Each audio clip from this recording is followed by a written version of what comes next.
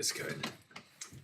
Well, as I left you on page 172 of the authorities bundle in the authority Duke of Norfolk Settlement Trusts, and the point that I had made just as we rose was the fact that at little d, the fact that the Court of Appeal said that request the parties to the court will decide the question of jurisdiction only, meant that the court was addressing the jurisdiction, the terms of which it could be exercised, and meant that whether it should be exercised and the degree to which it should be exercised was dealt with on remittal if the appeal was allowed.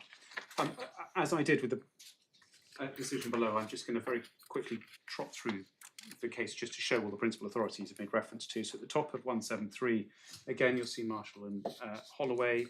On 174, by C to D, you see Bainbridge and Blair. At the top of the page 175, you see at C, Re Masters, you see Re Worthington at F. And again, that's obviously the decision which is of particular relevance in this circumstance. Top 178, you see Re Barber Settlement Trusts.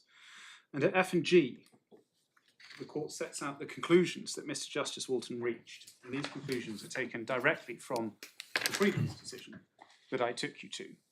And this is a summary of those bullet points that he reached. You see that at F and G. And of significance is the comment of Lord Justice Fox at H. So having summarised Mr. Justice Walton's conclusions, he says, in my judgment, the judge took too narrow a view of the inherent jurisdiction. And what matters here is, what is being said here is too narrow a view of the inherent jurisdiction per se, not too narrow a view of the inherent jurisdiction so far as it relates to the increase in remuneration in trustees that already provides for remuneration. That is not what's being said. And for that reason, I make two principal submissions. The first is that the reasoning of the Court of Appeal so far as it took too narrow a view in the good administrations of trusts is binding on this court, one, and I say two, that it was part of the ratio. I should perhaps reverse those. I obviously have a self-standing and separate submission, which is what Mr. Justice Upjohn said in Re Worthington is wrong in and of itself, because he states a broader principle which he derives from three cases, but I say none of those cases actually support the principle. Of course, the principle being, as he put it, that it was a jurisdiction to exercise only sparingly in exceptional circumstances. So the critical paragraphs are over the page. If we go to 177, again, by way of context,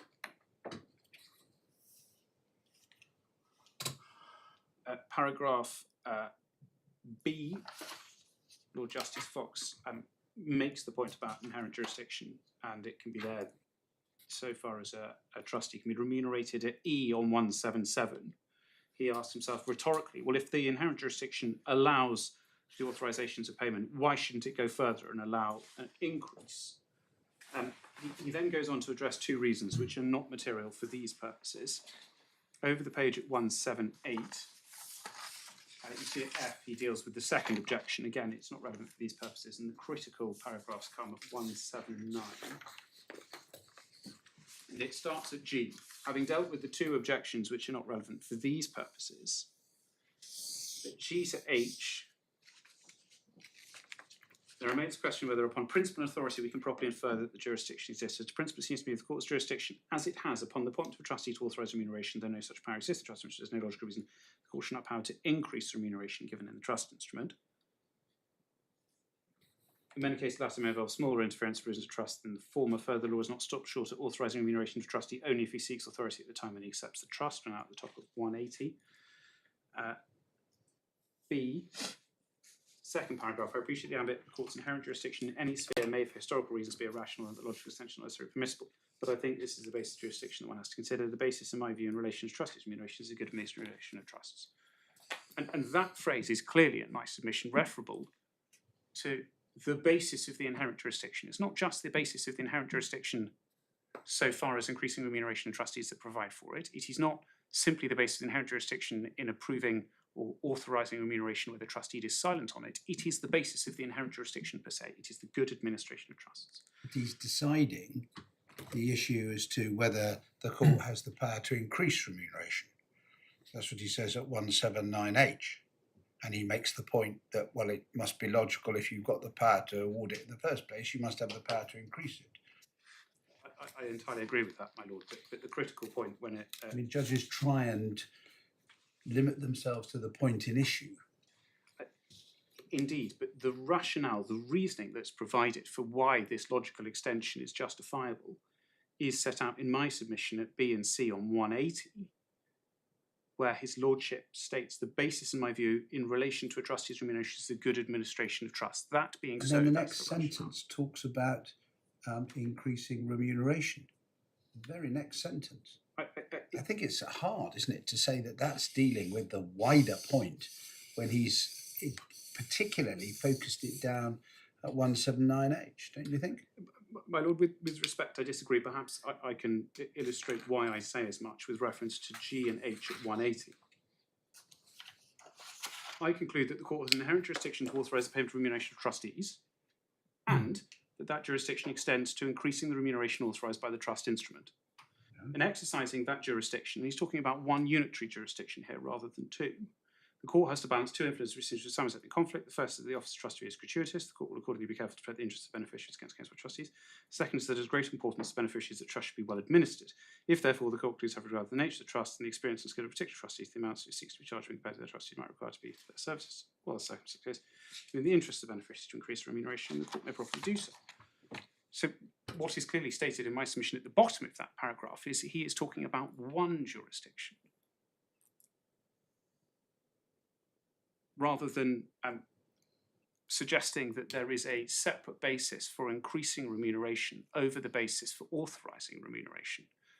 It is all underpinned by this central factor, which is the good administration of trusts. And because of that underpinning, it enables the court to extend the jurisdiction to increasing remuneration where there is already some in the trustee. And again, my lord, insofar as it's of any solace, the propositions I put to you are supported by three separate High Court authorities that have understood this particular passage in the same vein. In other words, it is the fact that the inherent jurisdiction is predicated on the good administration of trust that enables it to be logically extended to increasing remuneration. Were it to be otherwise, we'd have separate tests for authorising where there is none, as against authorising where there is some. And again, the critical point there, if one goes back to H on 179, is Lord Justice Fox expressly states at H on 179 that there is no logical reason why the court should have the power in one circumstance and not the other. But that's not in dispute. What's in dispute is the test. I fully accept that, my lord. And what I say, what Lord Justice Fox does, two things. First, he says the underpinning of the inherent jurisdiction per se is the good administration of trusts. We see that from G and H on 180 when he's talking about the inherent jurisdiction per se, rather than in respect of one of those two limbs.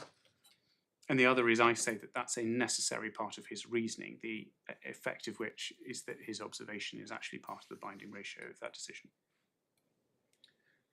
I mentioned that three other authorities have certainly either worked on the assumption that that which I've said is correct or have analysed it. The first of those is behind tab 21, and this is Foster and Spencer. Behind tab 21 at page 271, this was a case about a cricket ground that the trustees were appointed to when it was a cricket ground that was subsequently redeveloped. And if you would be kind enough to read F and G on 271, see the trustees subsequently brought proceedings against representative beneficiaries seeking an order authorising them to be paid for services they've done. And at little 3, remuneration for all three for the tasks that they had yet to perform. And if you go over the page at 272, D to E, paragraph 3 deals with the future remuneration, and what the court says at the final 3 lines is the continued service of trustees was not necessary for the good administration of trusts. Now that phrase, good administration of trusts, is anchored in Duke of Norfolk in part of the discussion if one turns to 277. Bottom of 277 is a discussion on remuneration. B on 278 is the reference to the Duke of Norfolk Settlement Trusts. On 279 from B to H are the extracts from the decision of Lord Justice Fox that I've taken this court to. Over the page at 280 is a discussion of why in these circumstances remuneration should be authorised. You find that at B to D. And the final 4 lines of 281 is the discussion of why future remuneration will not be authorised. And the reason why future remuneration was not authorised at E to H, but particularly H, was because the future involved a point of law as to where the purchase monies were to be given, having sold the cricket ground, the beneficiaries to whom that purchase money should devolve upon, and that's E to H. And it says, I am unable to do that. Present position is owing to the efforts of trustees, trust assets now in the form of cash and deposits. The tasks remaining quite different from those leaving the disposal. They consist of restoring the originally summed to the beneficial interests. At G, it says the burden will fall on solicitors who will be paid at G. And then the final 4 lines again comes back to this good administration of justice as a reason why not to authorise future remuneration. But just before you leave that case, if we just see what sorts of things Judge Baker was thinking about, 681B to C, well, he says, well, in the circumstances, there was no need to apply in advance. There wasn't any money anyway to pay remuneration. And then D, he says, the services rendered by the trustees were wholly outside their contemplation when appointed.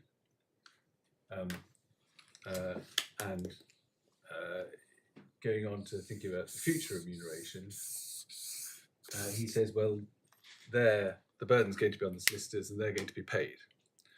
Now, if we compare our case, well, the burden fell a lot on the solicitors and there's no dispute but that they will be paid for their work. In fact, they have been paid for their work and that's not challenged. So what relevantly, if anything, can you say was wholly outside the contemplation of Mr. Shepherd, for which he's not being paid? The litigation as against Park House and determining the loan were both not part and parcel of that which was anticipated at the point at which he took it. But I think on your estimate, the firm's receiving 100,000 out of 150,000, roughly. Yes, I think that's broadly how it stands as the challenge as it's put. So that extra unexpected burden of the 2 sets of litigation is reflected in the fact that the firm's getting a lot of money. Well, in those circumstances, you, in a sense, moved on to the quantum assessment rather than the entitlement assessment. Because if one looks at what it is that Mr. Shepherd did, part of his time was spent on that litigation. Now, part of that time would have been as both executor and part as a solicitor. I mean, he obviously managed litigation, but he was involved in making strategic decisions, liaising with Mr. Hayward. And it doesn't, to my submission, seem right in a sense to be delving into the justice of quantum before dealing with the point of principle, which is whether the inherent jurisdiction would be exercised, because part of the irrecovered sum of Mr. Shepherd's time would have been spent on that litigation.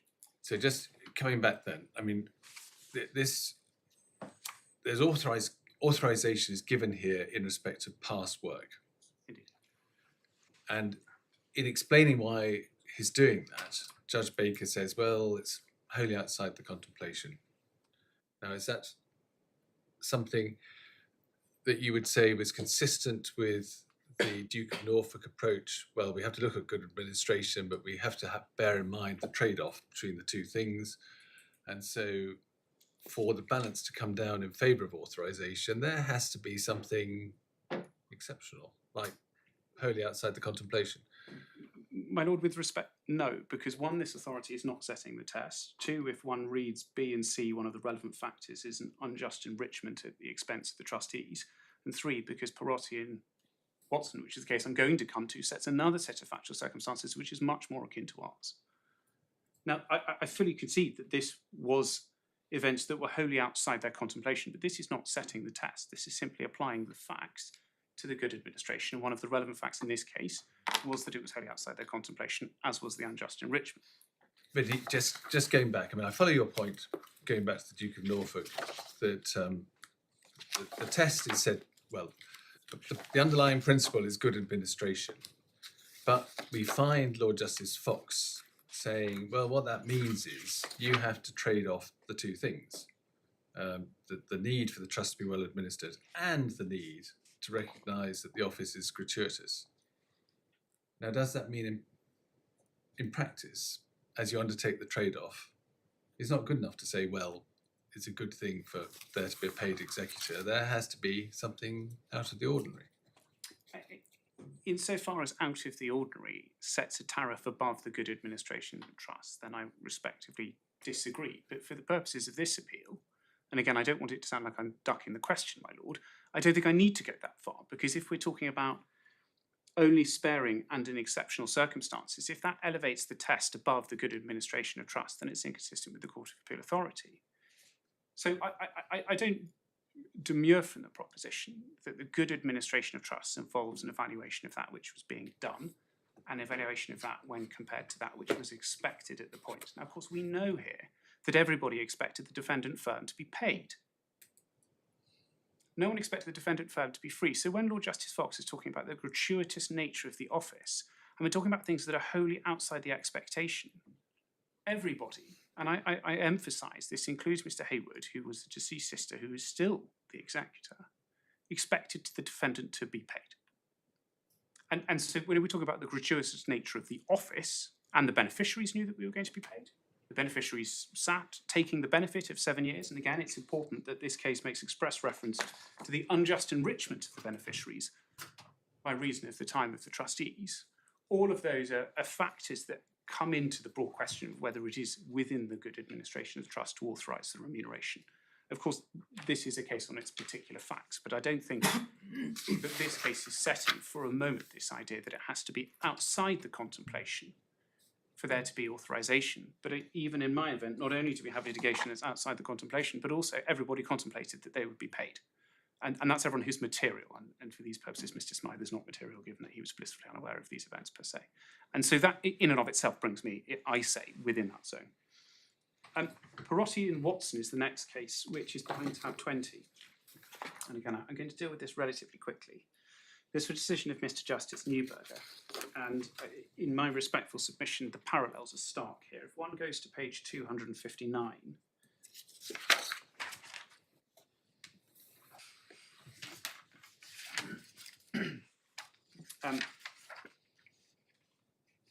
on the fourth paragraph, it says Mr. Rudolph, who was the original, we see that, who originally had letters of administration, died on the 20th of August 1985, and on the fourth, letters of administration were granted to Mr. Watson in the same terms as granted to Mr. Rudolph. So what we have is we have Mr. Watson, who was granted letters of administration.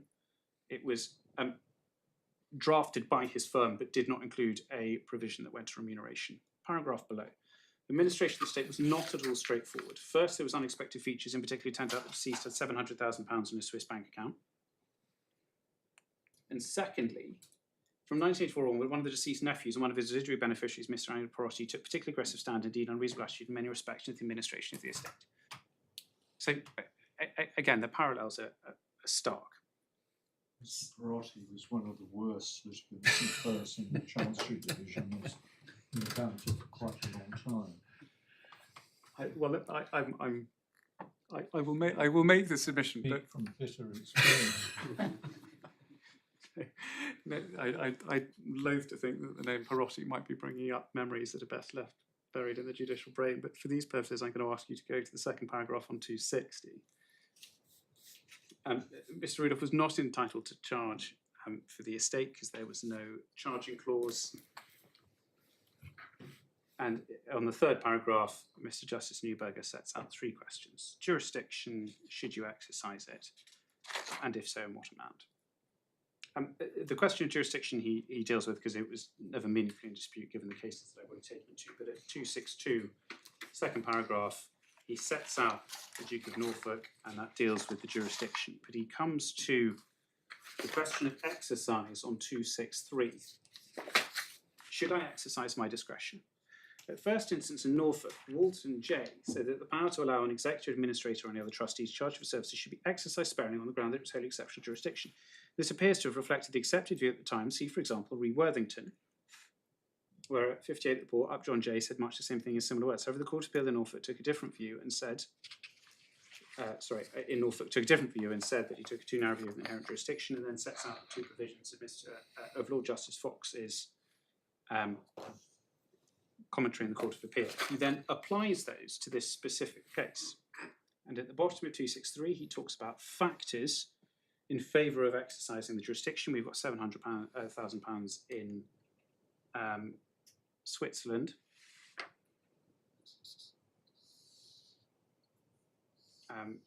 We've got the fact that it involved a considerable amount of work that was anticipated. The second paragraph on 264. Again, I say all of this was undisputed so far as the court was concerned. So the second paragraph talks about more work that was anticipated.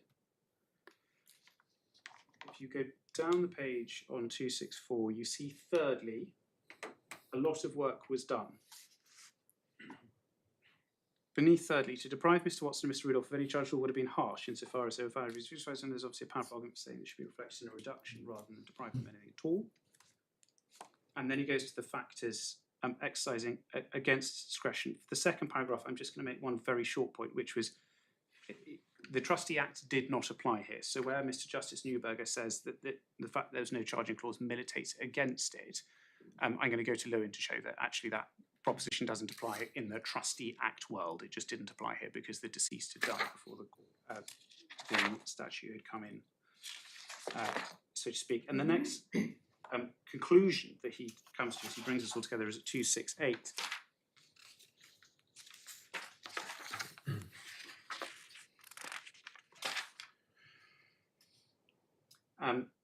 And it's above the sum to be awarded. In my judgment, if I accede to Mr. Perotti's suggestion that I should give Mr. Watson nothing, he would have a significantly greater justified grievance than with Mr. Perotti and the other beneficiaries only that which privileges to exercise discretion in Mr. Watson's favour. And what he then does, in the sum to be awarded, and this is what I'm inviting you to remit back down to the master, is he says, well, the amount that's being sought is £52,000. This is second paragraph on 269. And then at 270, he awards £35,000 because he's taken off £12,000 because of the criticisms levelled at Mr. Perotti. It's the final paragraph on 270, juxtaposed to the second paragraph down on 269, because of the criticisms levelled at the executor in the litigation between the executor and the beneficiary. So that's why he does this reduction. The Court of Appeal allowed this final part on quantum, but only because Mr. Justice Neuberger didn't take into account various submissions that were made post-judgment, but they didn't challenge the reasoning in this regard.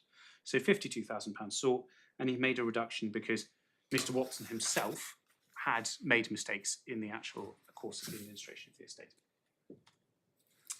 The final case, which again is not going to occupy this court long before I just draw this together, is behind tab 23. It's decision of Mr. Justice Burse, and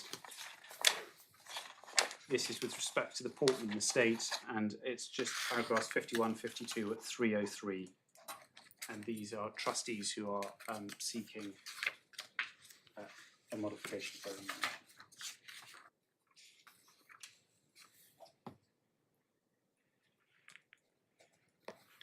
and now, as I just finish these submissions on ground 2, going to bring us back to the actual judgment in question. So you finished with the authorities? I've finished with the authorities for these purposes. I'll have to come back to them depending on what my own purposes are. A very short reply. Behind tab 8 of the appeal bundle is Mr. Justice Cavanagh's decision on this. And for these purposes, I'm just going to ask, if I may, the final 2 lines on 97 at paragraph 108. Paragraph 108 on 97.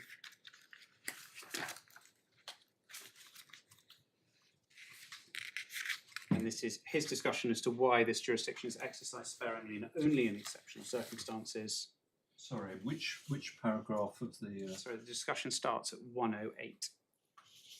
108. Where he's setting out why he thinks Mr. Justice Newey was wrong, and why he thinks that, in fact, the test in Reed Worthington is the right test. Paragraph 115 On 116, he distinguishes the Court of Appeal's reasoning on the basis that it applied only where you increase remuneration, not where you authorise remuneration. It's the first sentence of 115.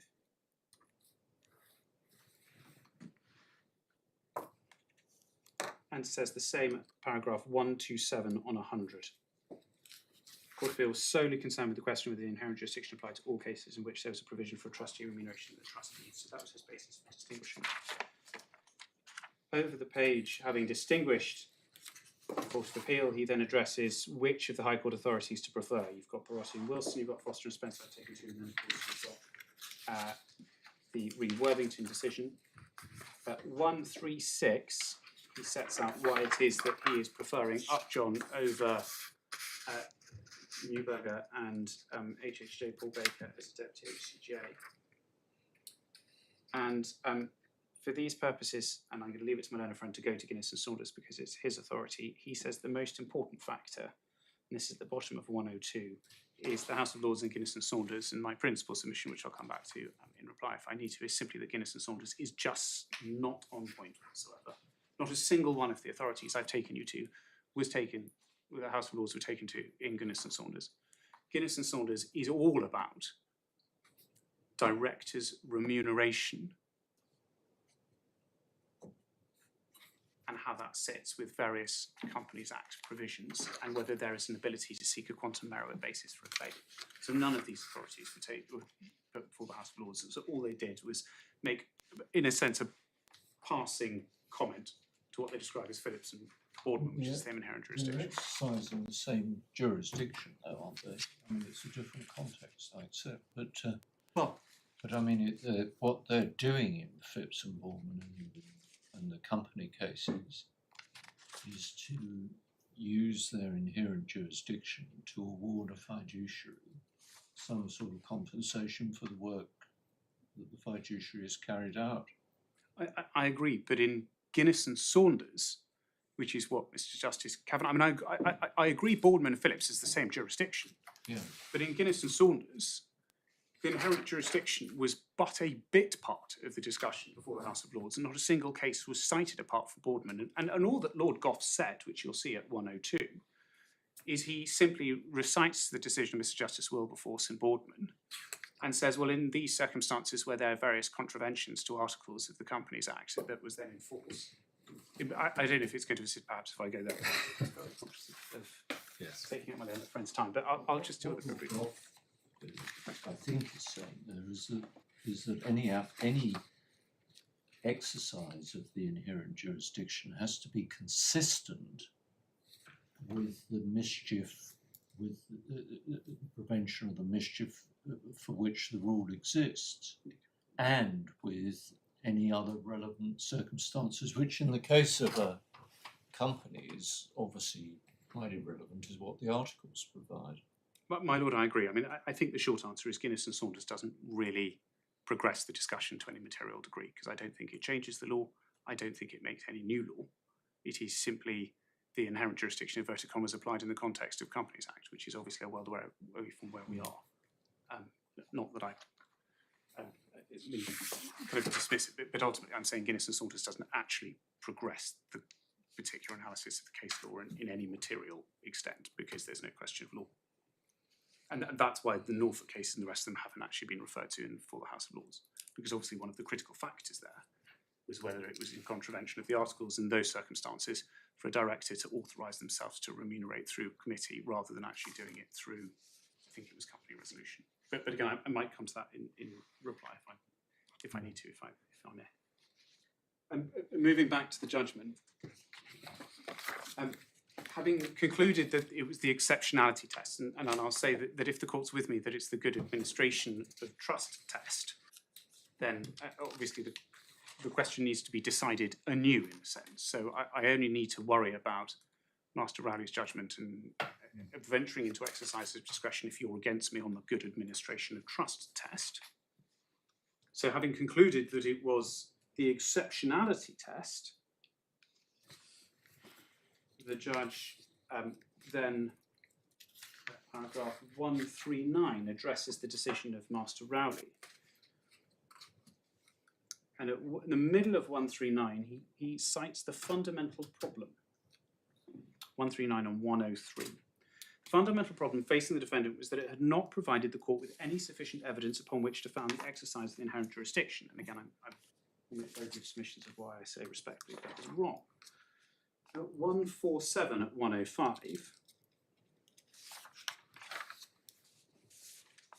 the judge again says that there was this evidential lacuna. 107 at 105. Fundamental of the against the defendant is that it did not place any evidence before the court proceeding to exercise discretion. So, for example, there's no evidence about Mrs. Brealey's expectation as to whether Mr. Shepherd be paid his capacity as executor. In the same breath at 145, 105, he then criticises Master Rowley, who took as one of his principal starting point that Mrs. Brealey did not expect her executors to charge because there was no charging clause. Now, of course, we know, given the Trustee Act, that the charging clause is no longer required. So, having said there was an evidential difficulty saying they should have put evidence of Mrs. Brealey's intention before the court, at 145, he then goes on to say that where Master Rowley started from the position that Mrs. Brealey didn't expect to charge, Costs Judge Rowley was wrong to do so, because in fact all the evidence suggests that she did want him to charge.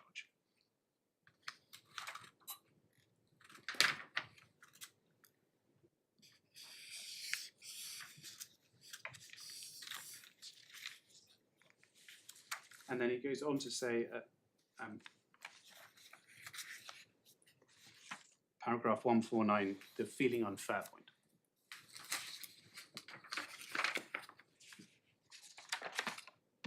Now, the reason why I say Mr. Justice Cavanagh was wrong not to interfere with Master Rowley's decision, again, this is only engaged if you are against me on the good administration and you think it is the exceptionality criteria, is because all of the evidence was in fact before the court. And for these purposes, I'm only, if I may, going to invite you to go back to my skeleton argument behind tab 3, and it's page 40. And these are the final submissions I make. Page 40. I set out paragraph 53 what was before the court. And my principal criticism of both Costs Judge Rowley said you don't have the evidence, and Mrs. Brealey didn't have a charging clause, so probably anticipated that Mr. Shepherd would not have charged. That's what Costs Judge Rowley says. The second of those points I don't need to stress you on, because Mr. Justice Cavanagh himself says actually the natural inference is they would expect to charge. Mr. Justice Cavanagh's other criticism is the absence of evidence, but the reason why there was this absence of evidence was because nothing was disputed. So if we take the factors under... Because what, sorry? That none of these were in dispute. None of these were in dispute. In paragraph 53. No. So the reason why one doesn't have evidence aside from that from Mr. Smythe was because all of this was accepted. It was accepted that... But this rather presupposes that that's all that one would need. Well, indeed. And if you... For example, the point about beyond reasonable contemplation, that would require evidence, and there wasn't any such evidence, which is why there's no finding here. Well, if we're making the comparison with the cricket club case, I mean, there was no evidence of that. I don't disagree in the sense there was no direct evidence from Mr. Shepherd saying this was more complicated than I thought. No. Beyond reasonable contemplation at the time, which is how it's put in the authority. Indeed, but I, as I said to Mr. Justice Cavanagh, in circumstances where you're having to litigate against one of the beneficiaries, that would not be within the normal contemplation of a trustee.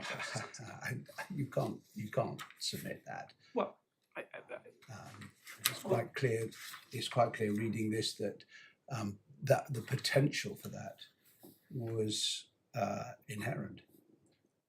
So I mean, it's just an example of where you might have had evidence and where there isn't any. My Lord, I fully accept we might have had evidence on that point. I can call it judicial notice. I can simply state the facts, but I think you have them as they are. But what's critical is what is in paragraph 53. Because I say what's in 53, the fact that everything was done with the knowledge of Mr. Hayward, that in 53B, the process of administrating Mrs. Brealey's estate was complicated and long drawn out. These are all Mr. Justice Cavanagh's findings, largely because it was necessary to bring possession proceedings. The claimant made the task of the executors more difficult. The claimant and the beneficiaries always knew that there was charging. They waited for 7 years to raise the challenge. Mr. Shepherd's performance was without any form of criticism. Mr. Hayward, and this is 53D, demands from a sole executor would have been very great indeed, especially for the finite dynamic. Claimant, who was only given a 30% interest of the estate, and then you've got the intention of Miss Brealey, which he says is charged anyway. So whilst I fully accept perhaps, in the cold light of day, we might have wanted to do more, all of these extracts in paragraph 53 are undisputed and they come from the judgment. And for that reason, I say actually the evidence was there. So this is the evidence. You say 53 is enough if we're against you and it's the exceptionality test. Indeed. I say it is enough if you're against me, it's exceptionality. And of course, if I say you're with me in that it's good administration, then you're going to be tasked with making this decision and or remitting it, but allowing the appeal either way, because there has been no consideration of the good administration question, given that both Costs Judge Rowley and Mr. Justice Cavanagh proceed on the basis that it was exceptionality. But it's these factors in 53 that I say were not taken into account when I challenged Costs Judge Rowley's decision. In other words, he failed to take into account relevant decision or came to a decision that was out with a reasonable discretion, whichever way I put it on that discretionary challenge. But ultimately, if one draws a double in, I say all of the evidence was there, and it was wrong not to have taken them into account. You're just to be clear, Mr. Cohen, you're saying, are you, that those factors that you list in 53 would support a case for exercising discretion, even if the exceptionality test is the right test? My lord, yes, that's my backup. My principle is it's good administration. That question has yet to be answered. And can I just check one other thing where I'm sure I know what your answer is, but just to be clear, I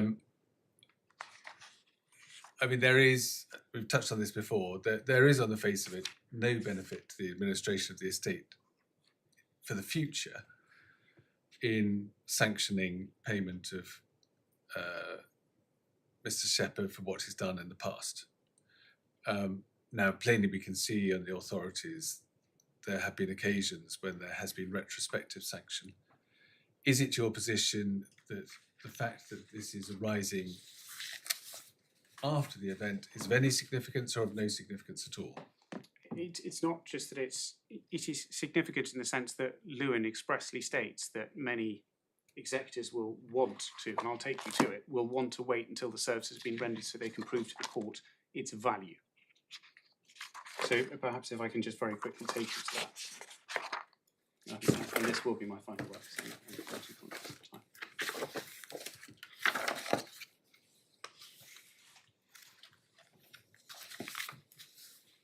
it's page 433.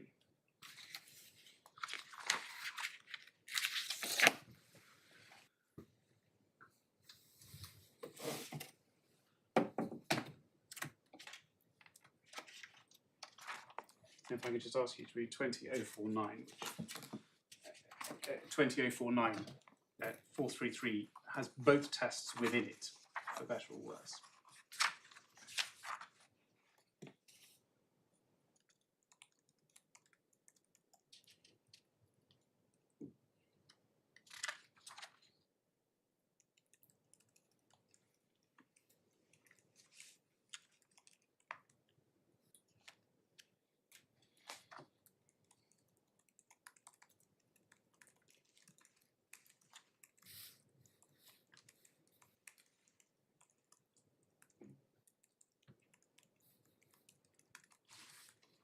And I was having read that, what I'm going to do is take my seat and identify the particular passage where Lewin and Williams, one rather than state in terms that you may wish to wait and come to court after the event so you can actually show that which you've been done rather than come in before.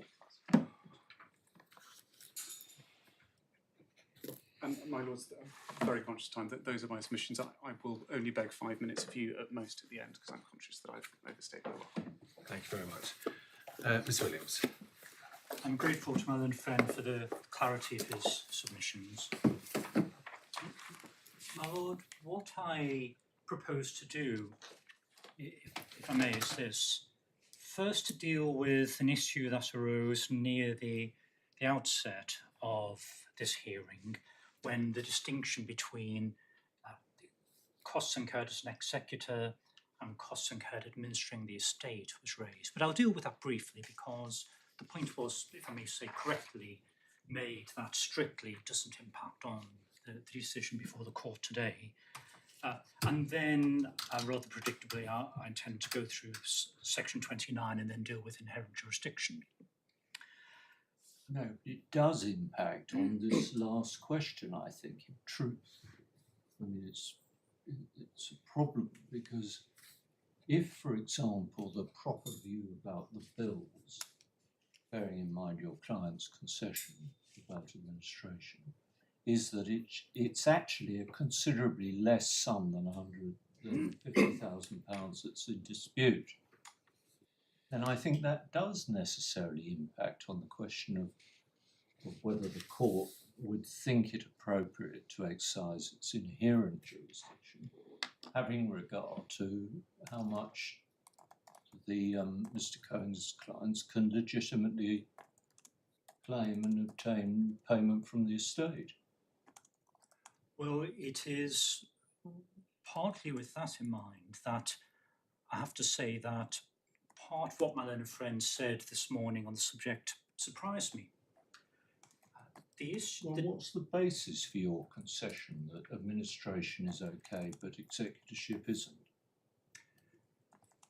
Although I wasn't involved in the case back then, my understanding is that the decision was taken back then on the basis of an assessment that for an executor to allow a solicitor's firm to incur expense administering the estate, that executor could make a decision that those costs amounted to reasonable expenses within the meaning of section 31. Now that was a concession made for the purposes, I understand, of trying to be reasonable generally and take an overall reasonable stance. It's one which, in the light of this decision, may or may not have been taken again if with the benefit of hindsight. Well, we've seen the bills. I mean, none of the items that we've seen in the bills is a charge for being an executor. It's all for things that were done. Meetings, phone calls, letters written, and so on. Now, I take it that your concession applies to all of those things, or doesn't it? I'm wondering if the concession applies to all work that can be best categorised as work administering an estate rather than as work more typically carried out as an executor.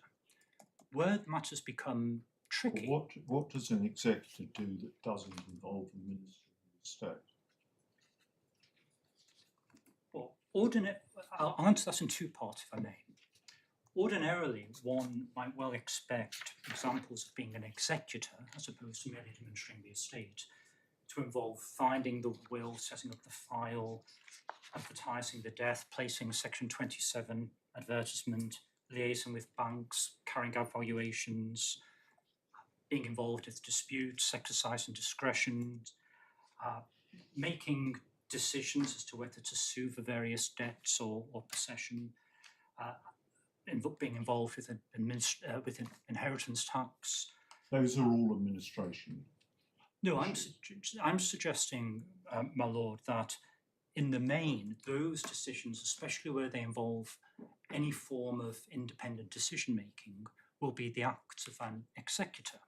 What? So that the deciding on the instance of inheritance tax isn't part of the administration of the estate?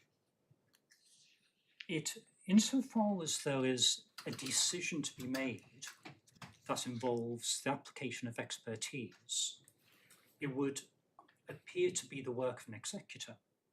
However, all administration of the estate in one sense is the work of an executive. You can't administer an estate unless you're an executive.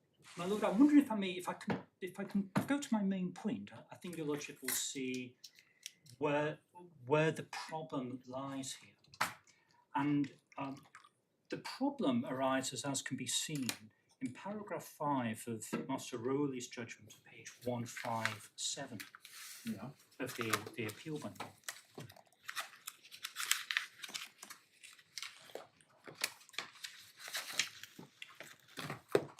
And I'm wondering if I may read out the relevant part of paragraph 5. I'll start from the third line. To the extent that Mr. Shepherd dealt with the day-to-day administration of the estate as a solicitor, he would be entitled to charge for this. But the points of dispute make reference to the original reply to the point of dispute, which highlighted the difference between Mr. Shepherd as one of the executors of the estate and his then partner, Ms. Sibley, who was dealing with the day-to-day administration. The reply stated that the two roles were very different and there had been no duplication. Therefore, when both Mr. Shepherd and Miss Sibley were in attendance at the same time, other examples of this differentiation are also cited in the points of dispute. My lord, the point is this.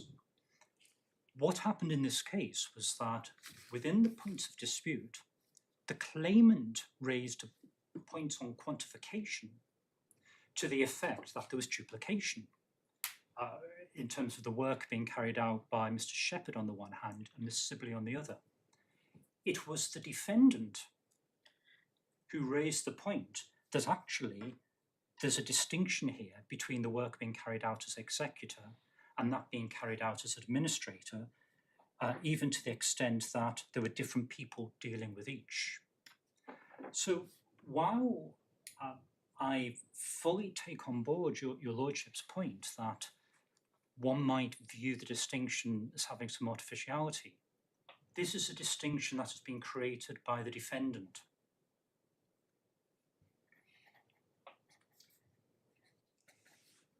Now, perhaps just staying on that point, if I may, for the moment,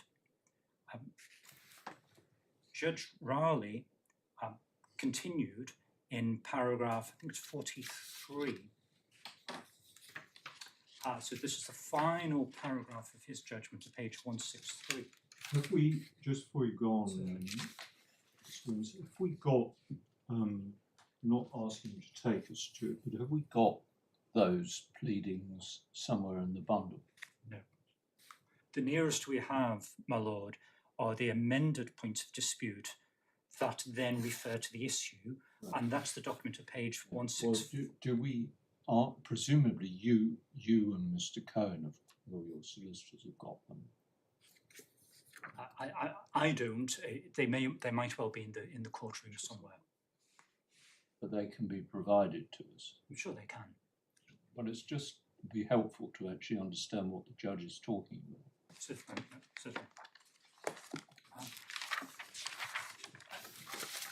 And so perhaps I'm just returning to Master Rowley's judgment, and in particular I was about to invite you to turn to page 163. Yeah. We have closing paragraph 43. Consequently, in my judgment, the fees of Mr. Shepherd in his role as executor rather than solicitor are to be disallowed on this assessment. Any fees which are claimed as work done by Mr. Shepherd as a solicitor will, as referred to in the claimant's submissions recorded in paragraph 6 of the judgment, require an explanation at the detailed assessment hearing. Well, Lord, I would throw into the mix the fact that an argument along the lines that there is no genuine distinction between the costs of being an executor and those administering the estate is not an argument that Mellon and Friend has advanced either in the grounds of appeal or in the Skelton argument. Just pausing there briefly. You say a distinction between being an executor and administering the estate. That's not quite what the Master is talking about here. Or is it obviously what he's talking about here? He's talking about a distinction between role as executor and role as solicitor. Yes, to be fair, my lord, he uses a couple of expressions for the latter. So he uses the phrase role as a solicitor, but also uses clearly in the same context the work administering the estate. I think that's the phrase he used in the paragraph we saw in paragraph 5. Oh, the work and day-to-day administration of the estate. I can see in paragraph 5, day-to-day administration of the estate as a solicitor. Yes. So that seems, the phrase day-to-day administration of the estate as a solicitor is evidently the same work that he's referring to in paragraph 43 as his role ... I'm sorry, I should stop that again. In his role as ... solicitor. It's clearly a description of the same work there. And just to be clear, when Mr. Shepherd, I don't remember whether he does do this, but when he writes to the revenue about inheritance tax, is that done as an executor or as a solicitor? Is it part of the day-to-day administration of the estate, or is it something different? Well, my lord, it would appear to me that that would be the work as an executor. But what I do say is this: it's not really the claimant's case that some work of particular description should constitute the work carried out in the role of an executor. Rather, this distinction was created by the defendant. It's their case.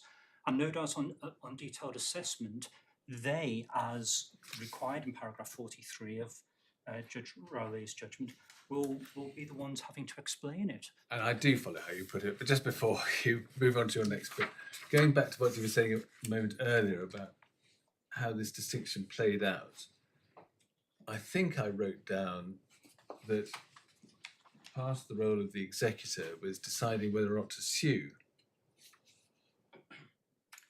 Well, that sounds awfully like the role of a solicitor.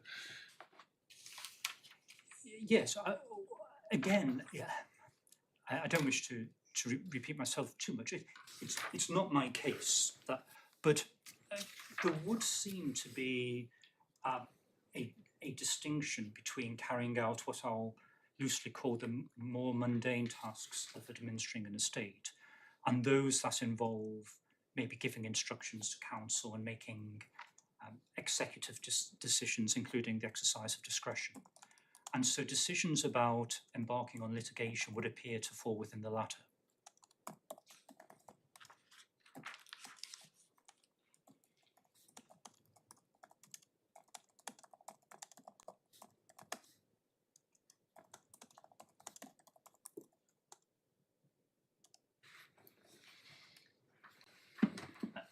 And I'm wondering if I may just finish dealing with this issue by referring your lordships to a couple of parts of Mr. Justice Cavanagh's judgment, and in particular, starting at page 77, paragraph 22.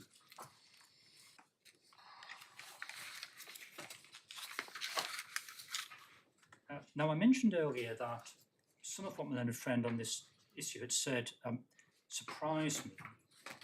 And it wasn't just the fact that this case up until this morning hadn't seemed to be along the lines that there was no distinction, but it's the fact that the information within Mr. Justice Cavanagh's judgment doesn't obviously fit in with that which my learned friend has explained. Having said that, I have no doubt that what he has said has been said on the basis of clear instructions. But on paragraph 22, we can see in the final couple of lines that after the explanation that the gross value of the estate is 1,018,000 odd, we see the fees of the defendant were 153,000 odd. This is approximately 15% of the value of the estate. And then if we move from there to, I think it's paragraph 61. Yes, paragraph 61. We have the following comments. Forgive me, I should explain the relevance of the 153,000. It's the fact that my learned friend suggested that actually it's about half of that figure that relates just to the cost of being an executor. Where do we get? I mean, I think Mr. Cohen said that 50 out of the 150 was challenged, but I mean, where do we get these figures from? I don't think it appears in Mr. Justice Cavanagh's judgment or in the Costs Judge's judgment, for that matter.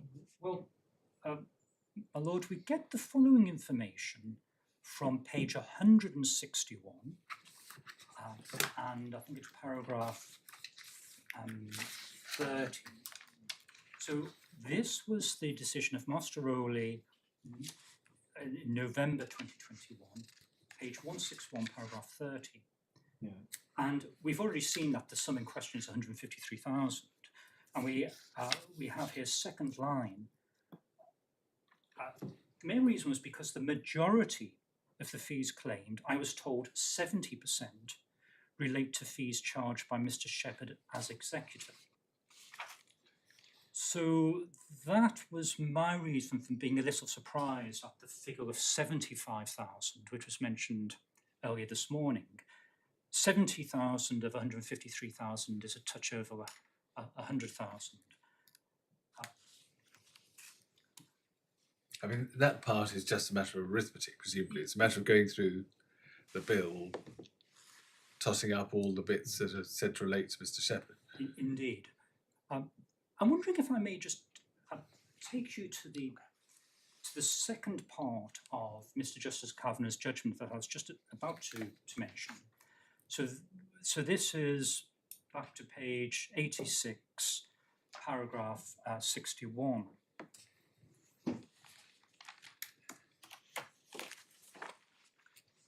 Some, at least, the claimant may say much of the work done by Mr. Shepherd was in his capacity as executor, giving instructions and taking strategic decisions along with his fellow executor, Mr. Hayward. And this can be distinguished from work that was done by Mr. Shepherd and his colleagues as administrators.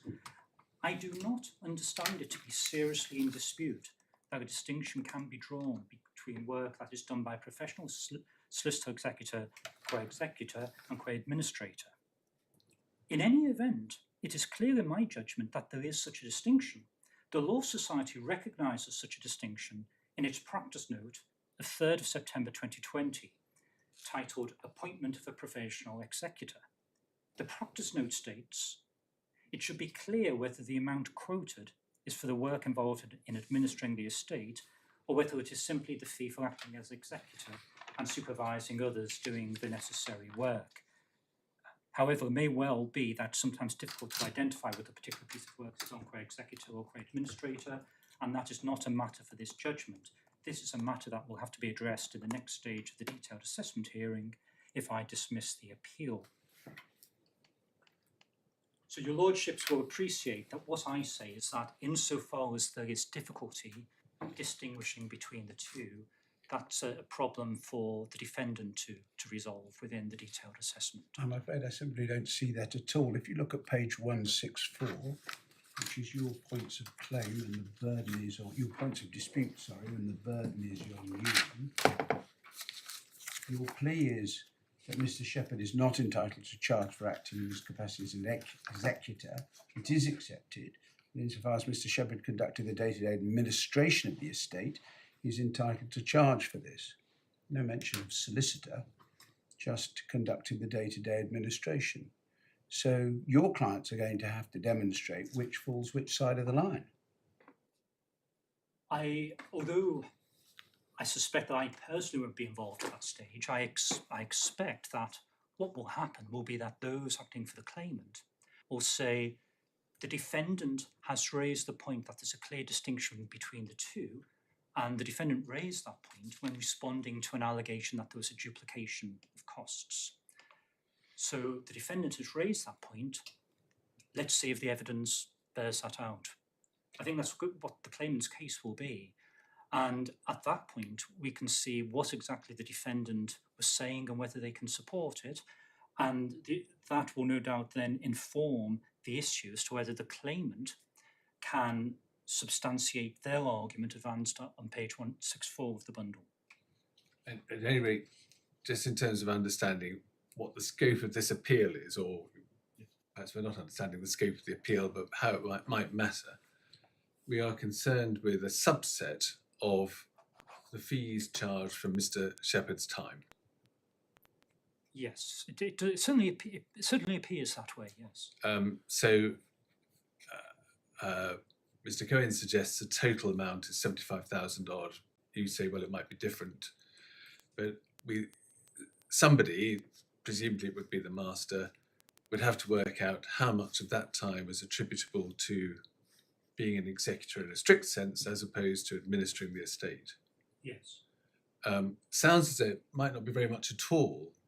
I'm thinking back to when I was an executor and we employed solicitors, and the solicitors did nearly all the work. We had to take some decisions. So if one were to focus simply on what Mr. Shepherd was doing as an executor, making the decisions, it might not be very much. Well, my lord, I think at this stage it's fair to say that we don't know. But at the same time, before before Costs Judge Rowley, there was the estimate of 70% of 153,000 relied on that argument. And by the defendant raising this point in the reply, it certainly doesn't appear that we're looking at a small sum at stake. But I'm afraid I simply lack the material with which to answer your point more specifically.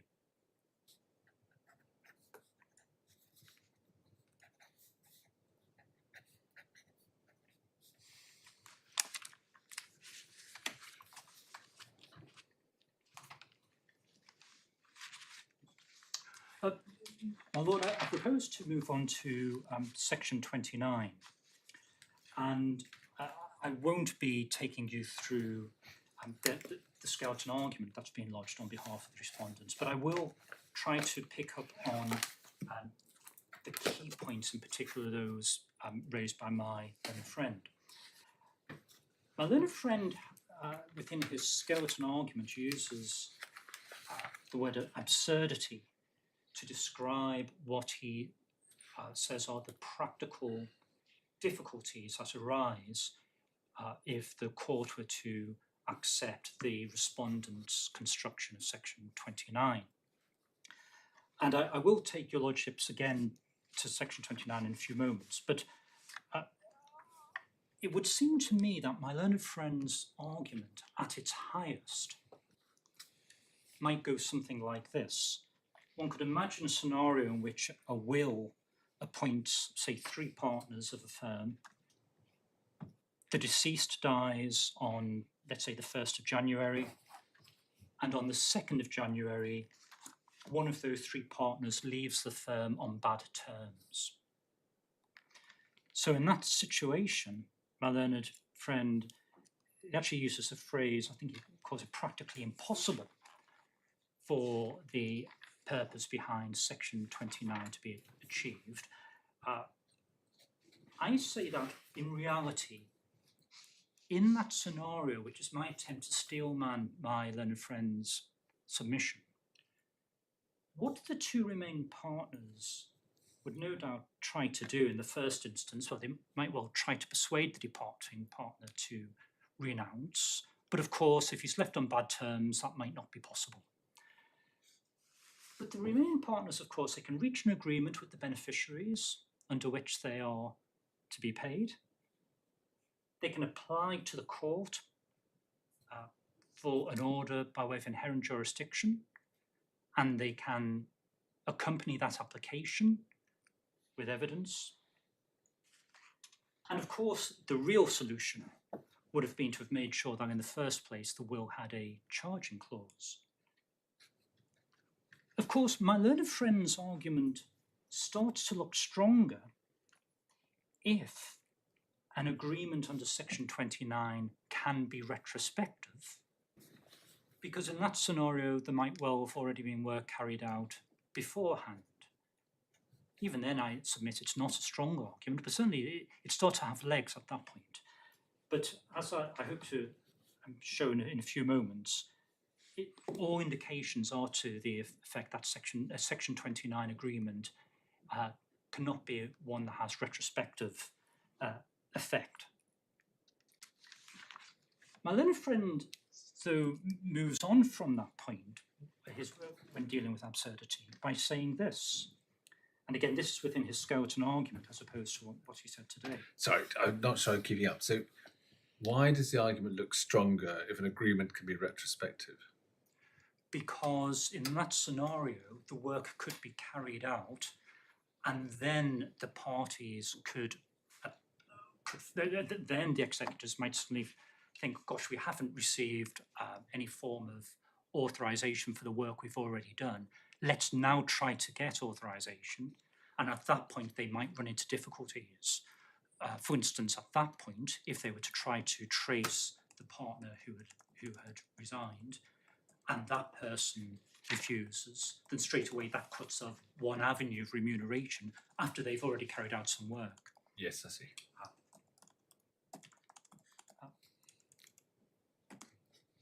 But my learned friend develops the point by saying, well, there's another reason why my construction would be absurd. Inherent jurisdiction can be retrospective. Yes, it can.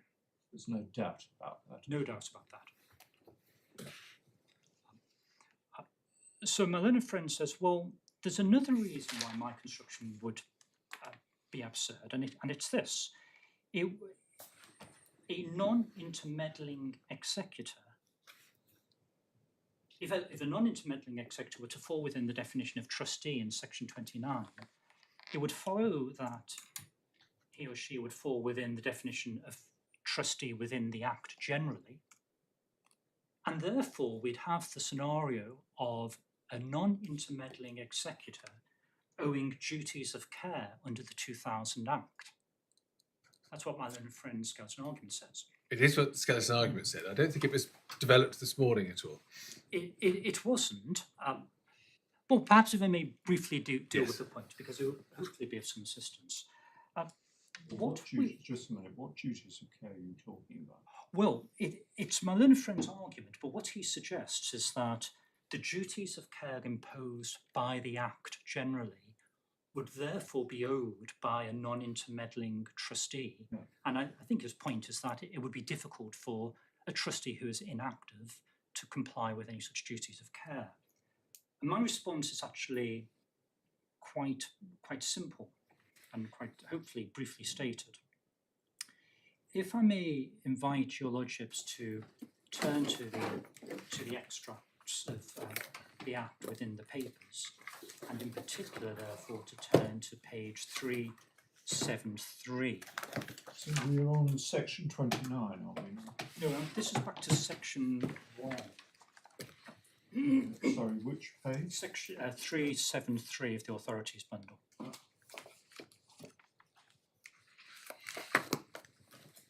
And I won't labour the point because my learned friend hasn't made the point today, and indeed all the statutory materials I say he would need to rely upon to run this argument are not in the bundle. So I'll deal with it briefly. Section 1.1 states whenever the duty under this subsection applies to a trustee, he must exercise such care and skill as is reasonable in the circumstances, having regard to A and B. Subsection 2, in this Act, the duty under subsection 1 is called the duty of care.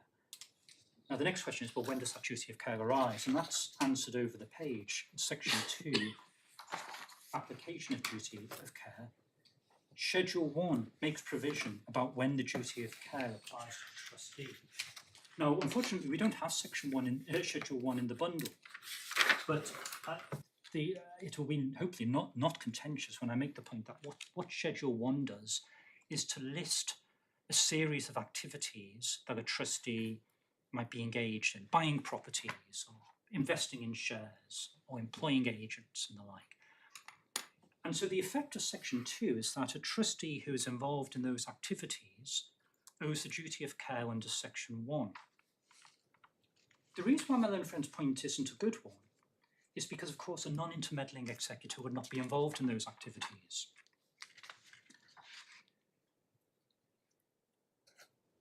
My learned friend then this morning moved on to a different point, and I hope I've followed his point correctly.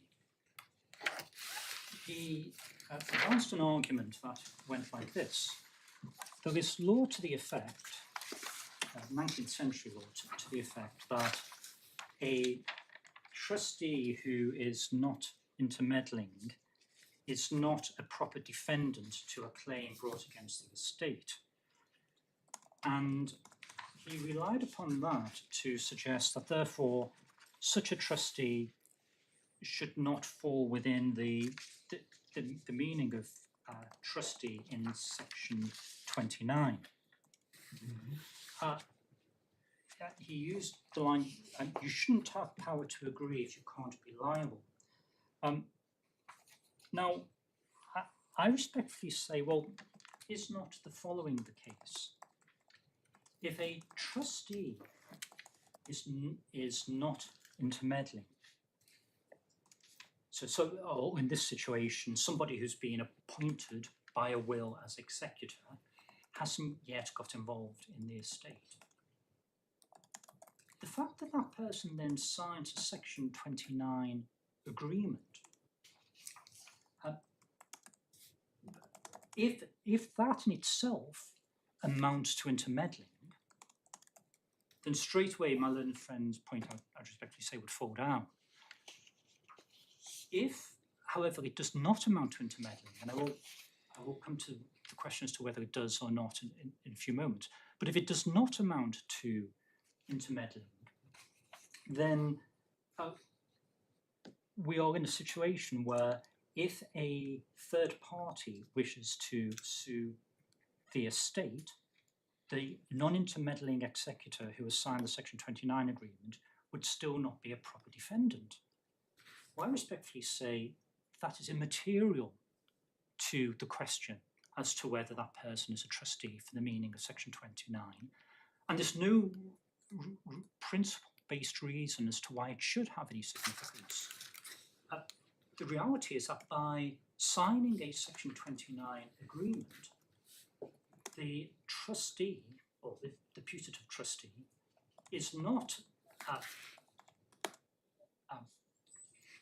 doing anything on behalf of the estate that amounts to a liability to a third party, or gives rise to a liability to a third party.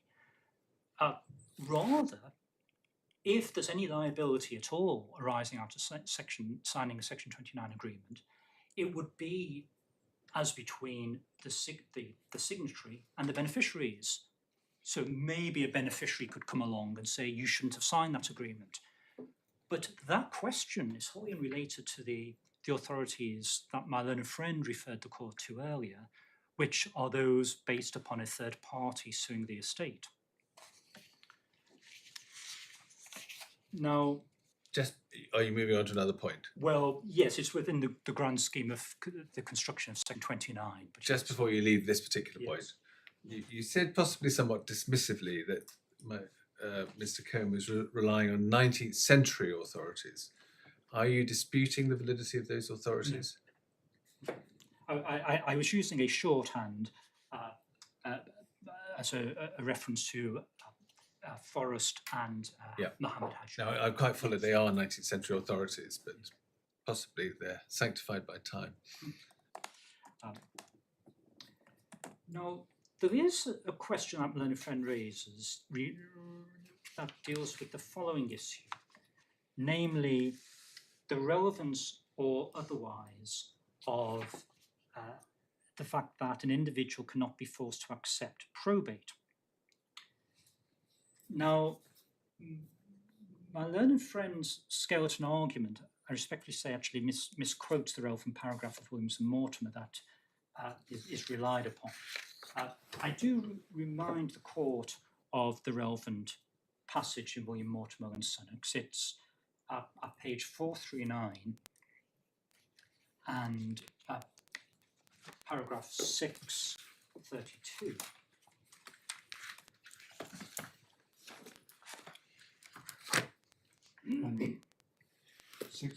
Yes.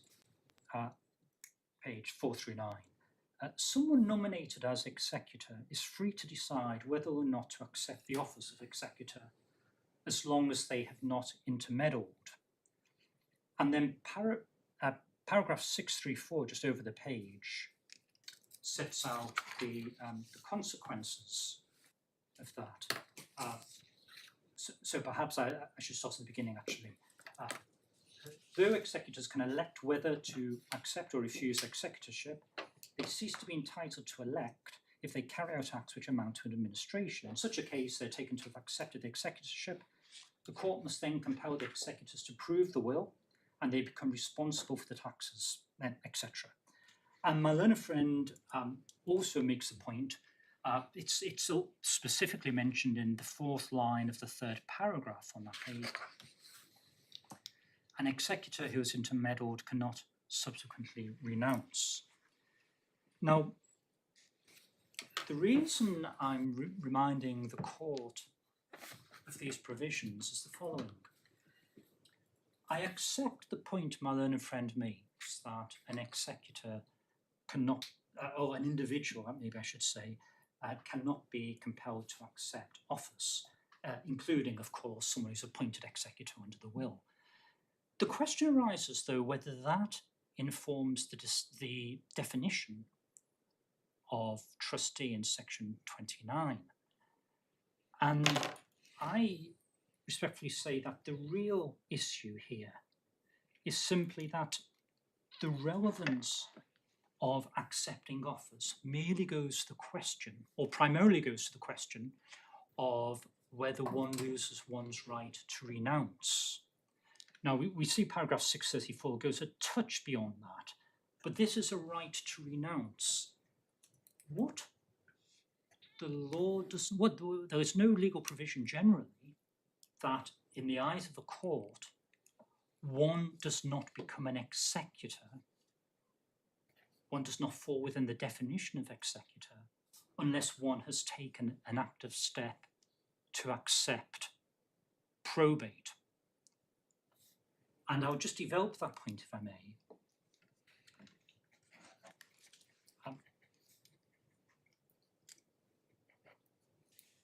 Well, is this? I'm not sure. I mean, how much of this is dispute? I thought it was accepted that you were an executor if you're named in the will as an executor, and the property vests in you by virtue of that on death.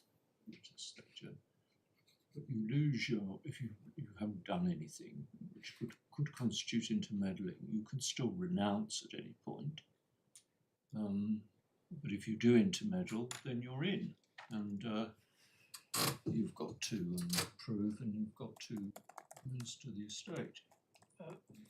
My lord, I didn't know any of this was an issue. Well, that in essence is what I'm saying, but insofar as my learned friend is suggesting that one cannot be forced to accept probate, my point is that that does not inform the definition within section 29. No, All I understand that point. All that goes to is the right to renounce. Yeah. Now, if the court is with me on that, I respectfully say that that's an end to that point, actually. I might return to that point if it appears necessary to do so. Are we going to look at section 29? I'm very happy to do that. If I may remind the court that at page 377.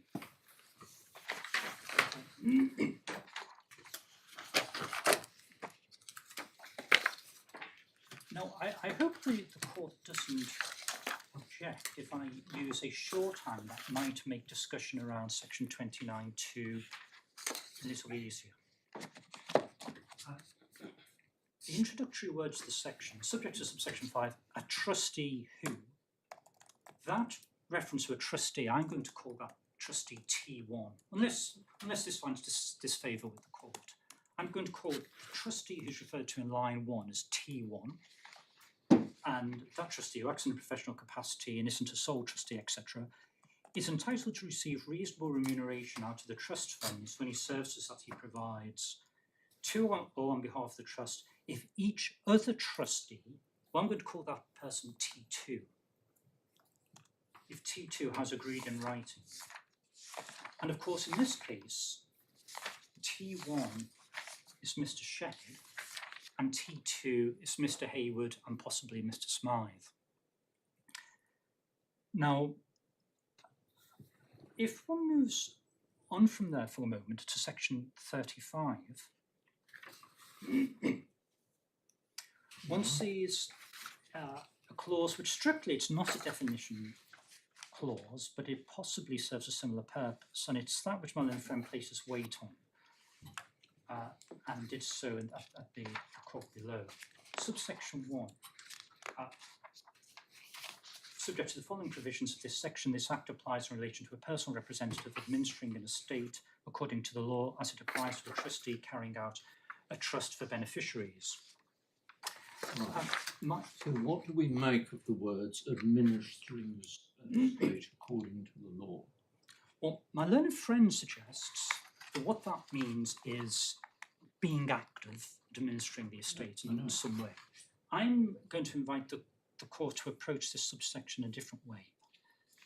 What this subsection does not say is that this act applies in relation to a personal representative administering the estate as it applies to a trustee. That is not what it says. What it says is it applies in relation to a personal representative administering an estate as it applies to a trustee carrying out a trust for beneficiaries. So that deprives my learned friend of the argument that in section 29, T2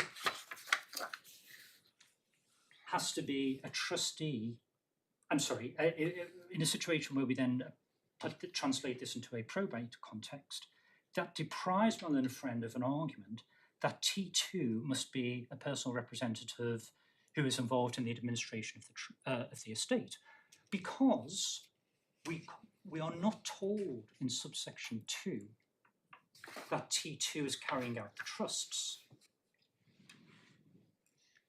We are only told that T2 is a trustee. There might be a question as to whether T1 is a trustee who is involved in carrying out the trusts for beneficiaries. The answer to that might well turn on what is meant by the word acts in subsection 2a. If subsection 2a is a reference to acting in a professional capacity, then one could say that that is a trustee who is carrying out the trusts. Therefore, it would have, in a probate context, it would have to be an executor who is administering the estate according to law. But for T2, we're not told that T2 is somebody who's carrying out the trusts. So, are you saying that the expansion of the meaning of trustee in section 29 to include, potentially to include an executor, a personal representative,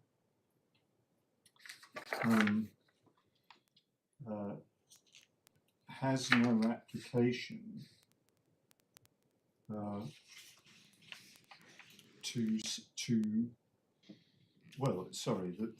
there isn't an expansion in section 29 via section 35. I'm not clear what the consequence of the point you're making is. My point would be this: if section 35(1) had a full stop after the word trustee, my learned friend would have an argument, it's one I wouldn't accept for reasons I'll come on to, but he would have an argument that when one sees the word trustee in section 29, in a probate context, it must mean a personal representative administering an estate according to law. Right. My point is that because there isn't a full stop after trustee, one only has to be concerned with the personal representative administering an estate according to law if the reference to trustee in section 29(2) is a trustee who's clearly carrying out a trust for beneficiaries. Now, of course, in the rest of the Act, that is what the trustee is doing. We don't have the full Act in the bundle. I think you are saying, are you, that the extension doesn't apply to section 29(2)? Is that what you're saying? I would say that if... So that section 29(2) doesn't apply to PRs at all? Is that what you're saying? No, I'm not saying that. I'm saying that the phrase administering an estate according to the law is not to be carried over into section 29.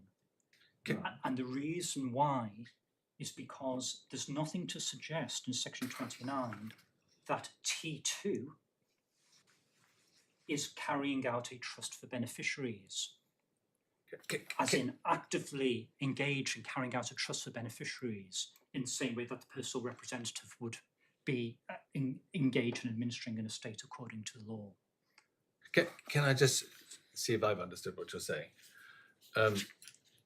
going back to section 29(2), in a trust context, leave aside PRs for a moment, but just in a trust context, Yes.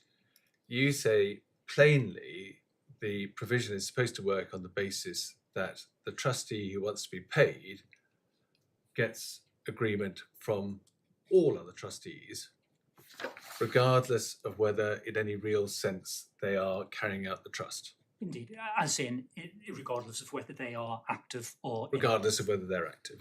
So you say, we know in relation to what you're calling T2 that the trustee doesn't have to be active for their agreement to be required, even though section 35 talks about a trustee carrying out the trust.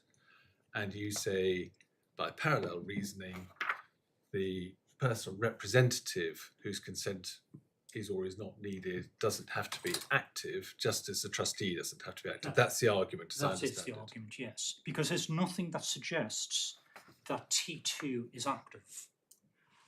And I would just say this, within the rest of the Act, the trustees are active. That's the point of the majority of the 2000 Act.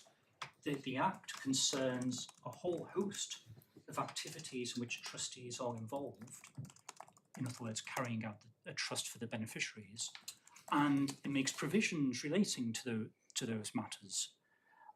But section 29(2) isn't one of those provisions. I mean, it might be said against you, well, the parallel doesn't quite work because a trustee is a trustee, has no choice but to be a trustee, has responsibilities as a trustee. It's too late for them to do anything about it.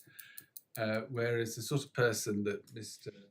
Cohen is positing is somebody who isn't yet tied in. They can get out of it. I take that point. What I would say is this: if we consider any of the provisions of the Act, it might be a provision about investment, and the rules as to what a trustee can do when investing trust funds, and the duty of care that applies to such a trustee under Schedule 1.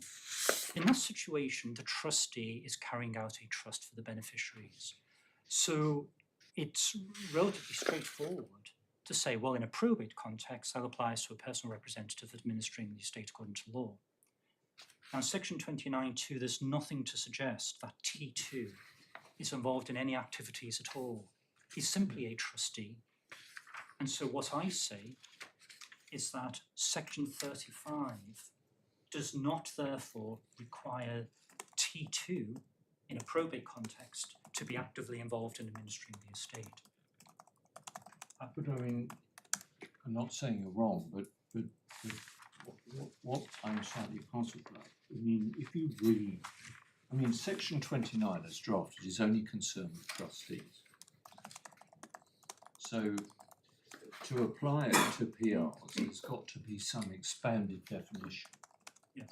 Now, interesting enough, as we all know, that the 1925 Act contained a definition of trustee which included a PR without any additional bit about acting or anything. It just said in broad terms, section 19, that trustee where appropriate included a PR. Now, am I right that there isn't an equivalent provision to that in the 2000 Act? It's simply what we've just been looking at in section 35.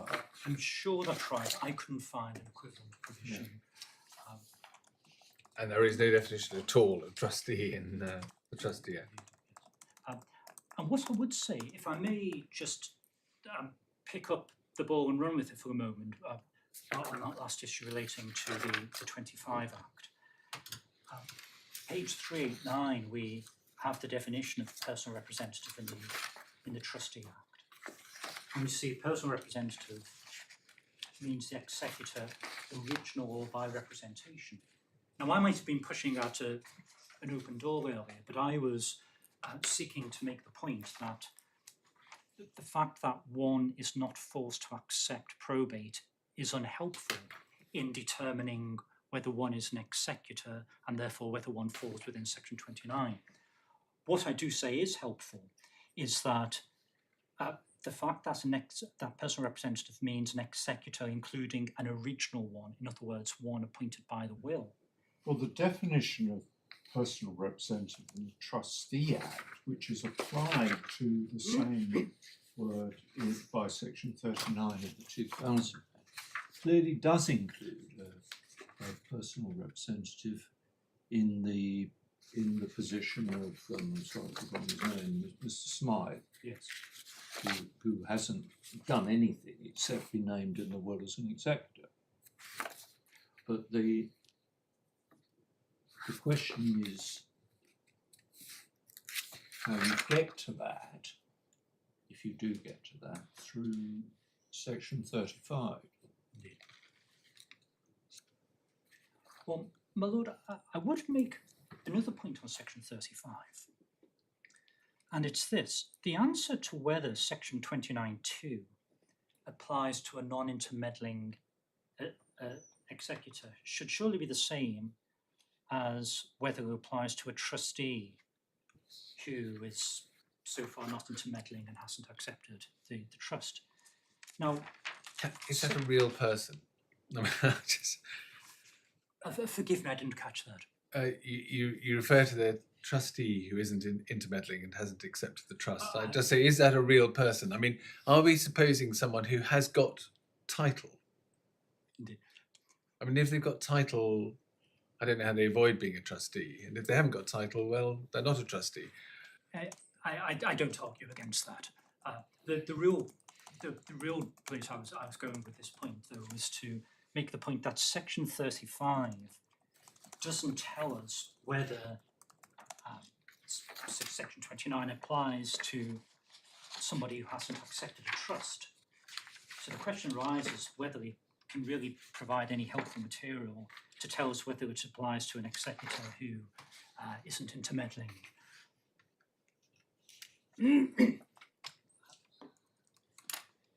But if you're in 29(2), if you're T1, as I think you've called it, that's the one, the trustee mentioning the opening words,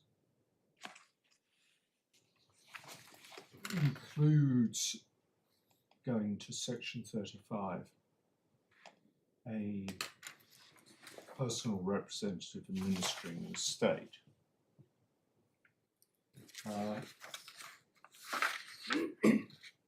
Does it necessarily follow that when you, so that we're now talking about, as a matter of interpretation, PRs, so we're looking at the opening words of 2, and we say there's a trustee, and what does, can that include an administering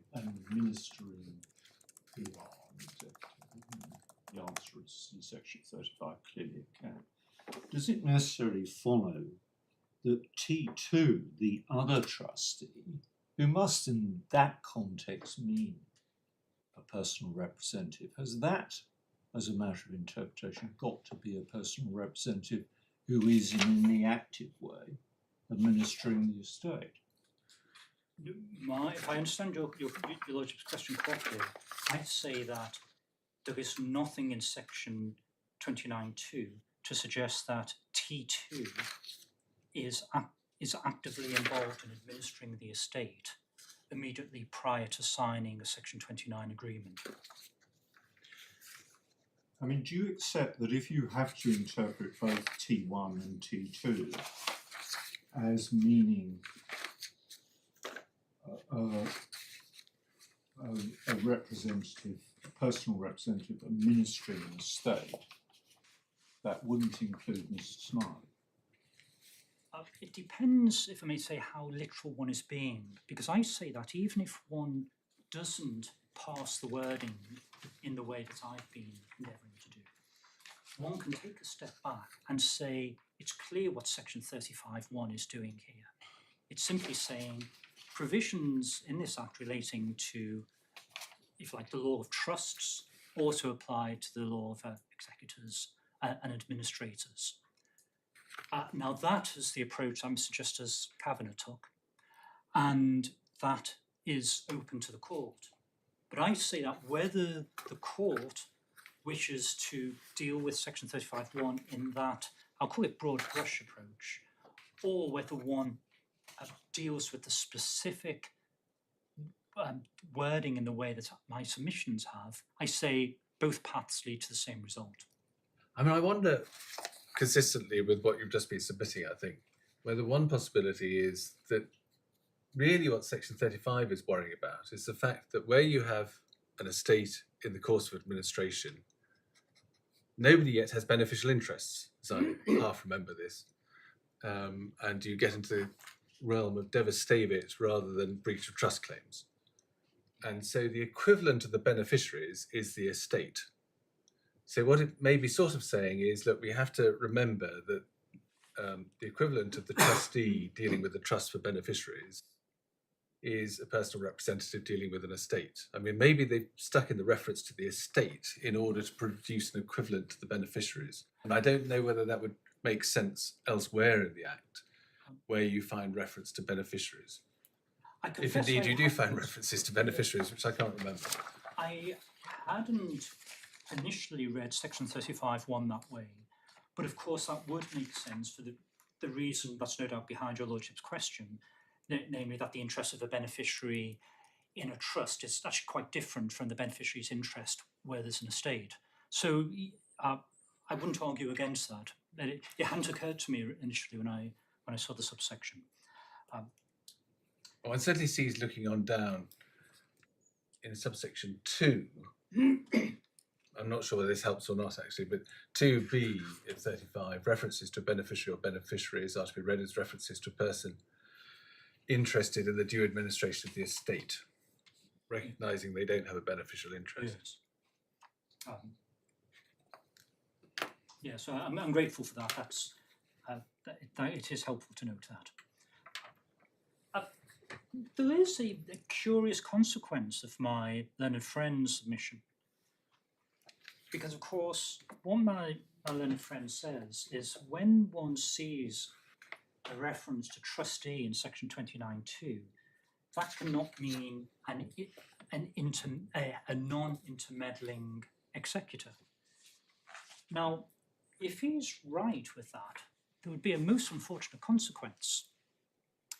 And it's that T1, Mr. Shepherd in this case, would not be able to ask his fellow executors to sign a Section 29 agreement unless T1 has first intermeddled in the estate.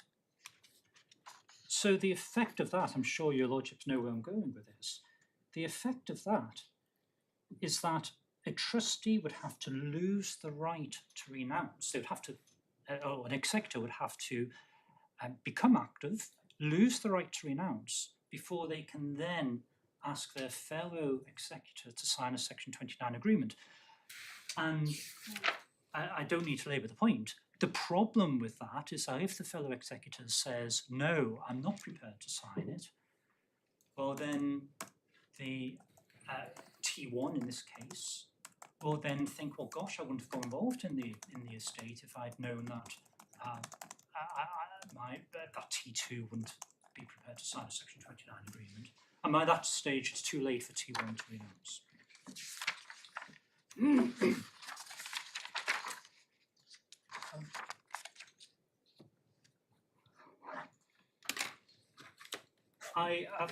Your Lordships will have noted the reliance I've placed, in particular, Mr. Me and my very helpful juniors placed in this skeleton argument on the Goodman case and on Chetty. So your Lordships will know that my case is that the authority comes from the will. I don't think I need to take you to that specifically unless your Lordship consider that it would be helpful. I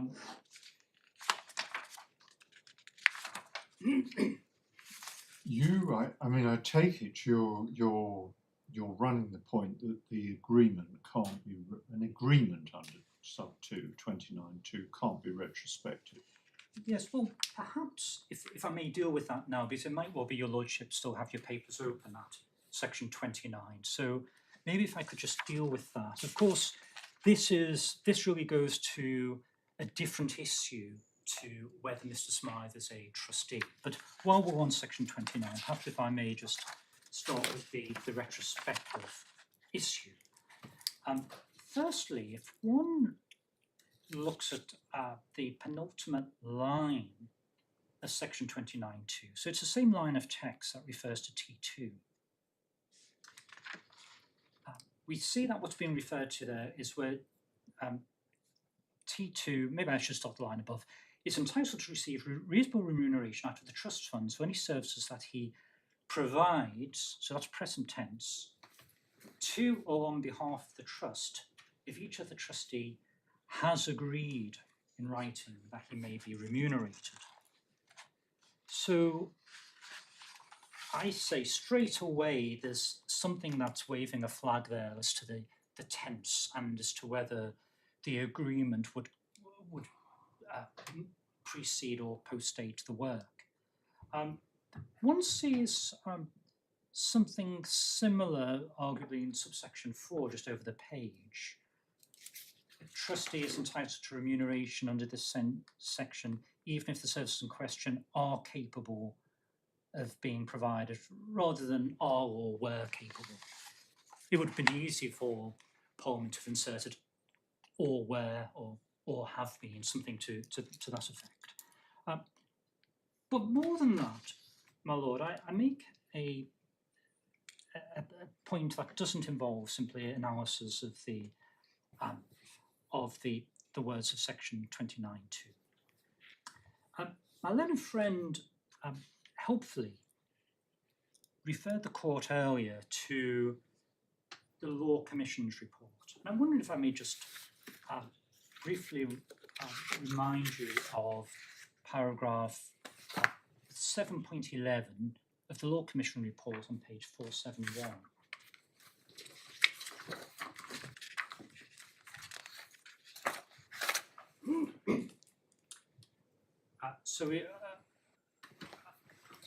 So top line, the Commission considers that as a matter of principle, in the absence of an express charging clause, trustees should actively consider whether one of their number should be remunerated.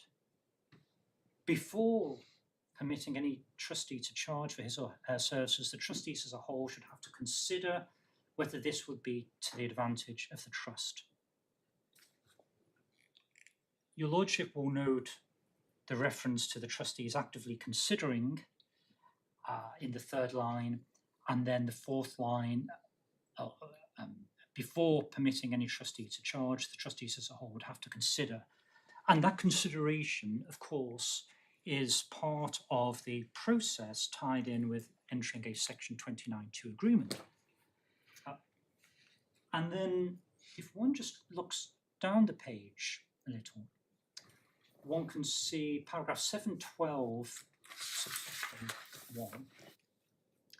In relation to all trusts other than charitable trusts and to the unadministered estates of all deceased persons. So what we're seeing there is in the introductory words of 712 is the potential for the power to authorise work in respect of unadministered estates. So you know, your Lordships know where I'm going with this, that would be suggestive of prospective effect of such an agreement.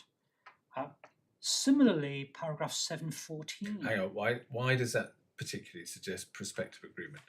If the estate is unadministered at the time of the agreement. But doesn't that just, I mean, going back to where we were, doesn't that just mean it hasn't reached the point where the interests have crystallised? It's in the process of administration. Yeah, I accept that it would include an agreement, or at least it wouldn't rule out an agreement reached partway through administration. But what I would say is that the passage would be much more suggestive of permitting a retrospective agreement if there was no reference to an administered estate at all, for obvious reasons.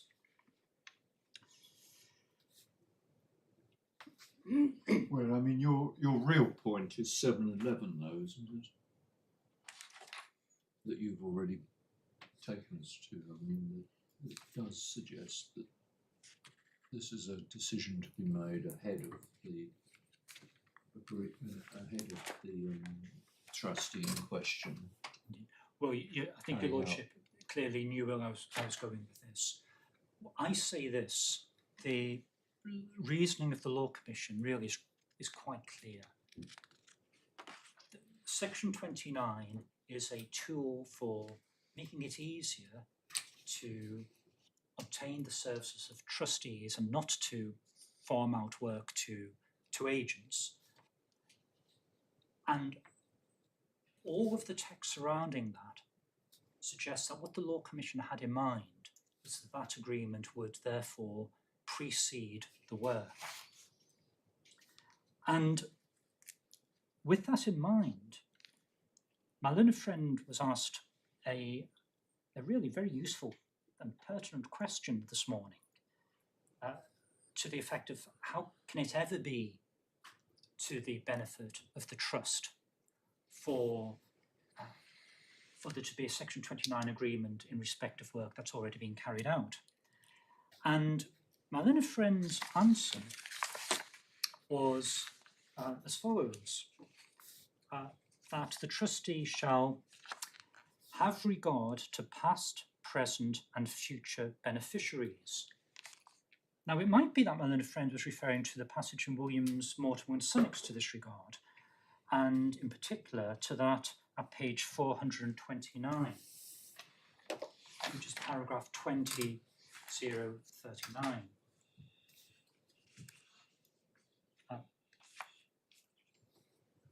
And in particular, the first sentence, the power of the trustee to agree that a nuisance trustee may be remunerated for his services is a power to be exercised in the interests of the present and future beneficiaries under the trust, not merely for the personal benefit of the trustee who is to be remunerated in the light of all the circumstances, including the nature of any benefit which the testator or settlor has conferred on that trustee. Your lordships will have noted that the words that are not included in that sentence are the words that my learned friend did include in his answer, namely having regard to the past beneficiaries, rather what is to be considered the interests of the present and future beneficiaries. And of course, one would have to question whether the Law Commission really would have intended that somebody in Mr. Hayward's position should be put in the invidious position of being asked to sign something that at least creates the risk of allegations of having acted in breach of trust. There is another reference that I'd invite your lordships to note, and it's at page 459 of the bundle, of the authorities bundle, that is.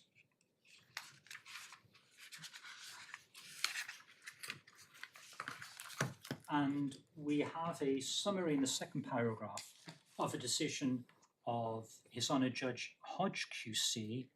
I believe he was sitting as a High Court judge, and this is Pullen and Wilson. In Pullen and Wilson, the court considered how the assessment of reasonable remuneration should be approached. Although much of the judgment related to the assessment of proper hourly rates, the court ultimately eschewed reliance on strict mathematical formulae in favour of an evaluative assessment. Expert evidence of what is reasonable for an accountant to charge was admitted. On the facts, the beneficiaries were held to have acquiesced in the rates being charged, such that they were debarred from challenging them.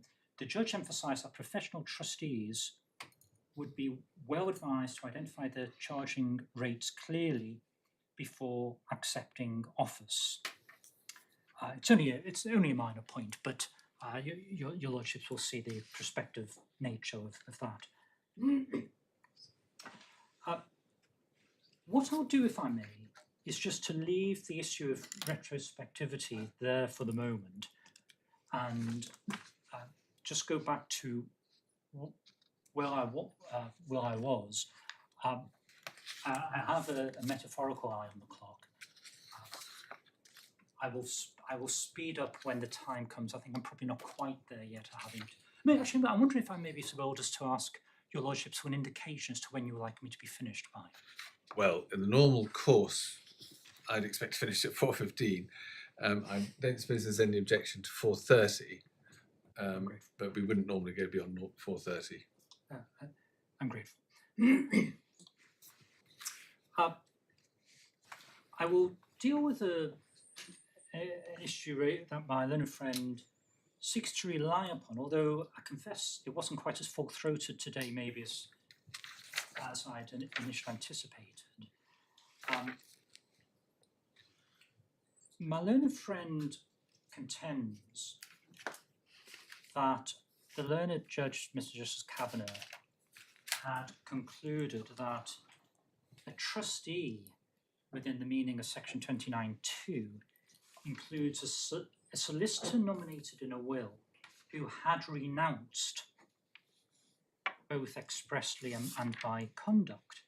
That's the argument within my learned friend's grounds of appeal.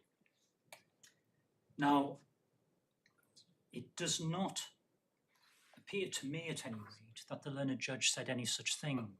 Are you wise to spend time on that? I mean, you've been addressing the substance. I'm not sure that it's going to particularly help anyone to work out whether that was what Mr. Justice Cavanagh was saying, and for you then to disagree with it. Well, certainly. I'll move then on to what, the more substantive point arising out of that.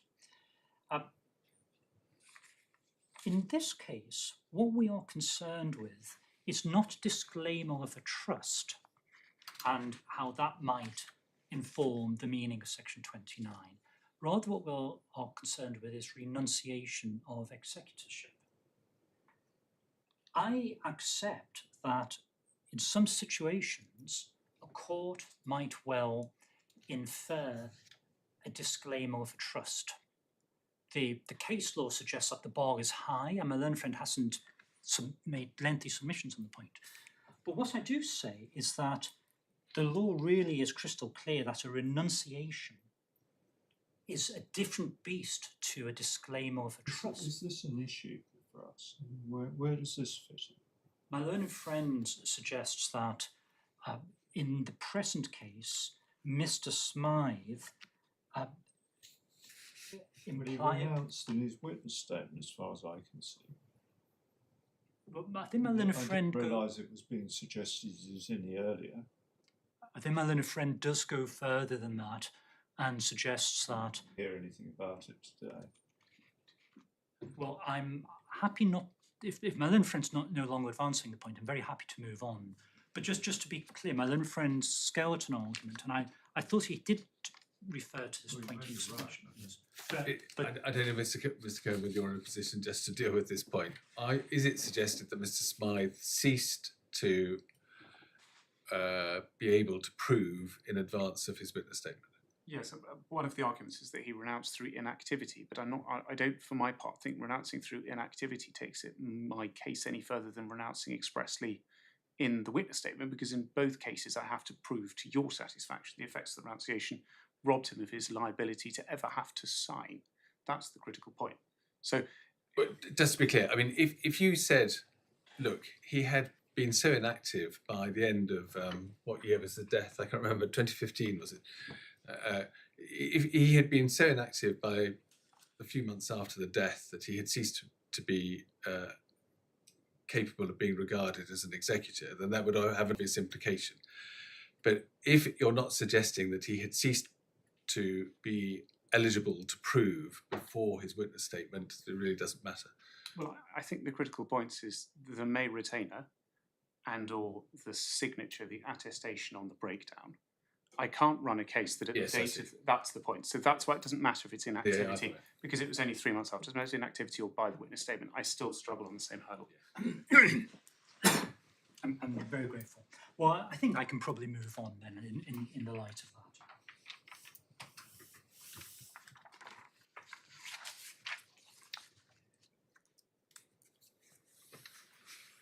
The question does arise then as to whether the renunciation can take retrospective effect, if I understand the argument my learned friend is making. And in that regard, your lordships have already noted Section 5 of the Administration of Estates Act that appears at page 392. But I'm wondering if I may refer the court to some commentary on that section that appears in the bundle at page, I think it's page 399. It's Lewin 1317.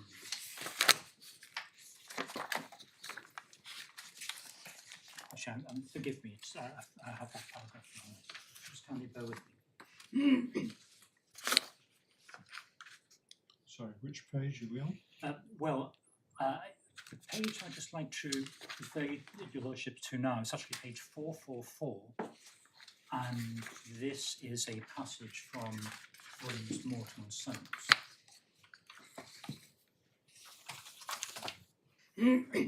And where I'm going with this, it's a simple point. I say that there is no law to suggest that a renunciation takes retrospective effect in the way that my learned friend seeks. We see in Williams and Mortimer, paragraph 645, we have a summary of what section 5 says, and that's a section to which your lordship's already been referred. We see the following. In such cases, the representation of the testator and the administration of the testator's real and personal estate devolves and is committed in like manner as if that person had not been appointed executor. The effect of section 5 appears to be that the rights of the executor named in the will cease as at the date of such executor's death, non-appearance or renunciation, but that the vesting and devolution of property operate as if the executor had not been appointed at all. Otherwise, grave doubt is thrown upon the acknowledged right of an executor to act before grant. I respectfully say that deals with my learned friend's point as to possible retrospective effect of a renunciation. Unless your lordships consider it would be helpful, I don't think I need to say any more on the point. Would your lordships benefit from me making any submissions on section 5 of the Partnership Act? When my learned friend mentioned it earlier, I don't think he pressed that point. Well, I won't. In that case, I probably needn't to say any more about it. Your lordship is aware of the terms. That leaves the following question, namely whether the May 2014 retainer and the bill of costs can serve the purpose that my learned friend seeks. If Mr. Smythe was a trustee, was an executor, as I say, then arguments relating to the retainer and the bill of costs actually don't assist my learned friend in any event. But if the court is against me as to Mr. Smythe's status, we have the question as to whether the May 2014 retainer and the bill of costs assist in the way that my learned friend seeks. Just remind me, his renunciation by witness statement was when? Oh, very recent. Yes. 7th of October 2022. Yes. Yeah. I'm grateful. So we have the following question. Does the either the May retainer or the bill of costs cover work carried out as an executor? Now, my initial points are going to relate to both of those documents, and then I'll make some isolated points in turn on each one.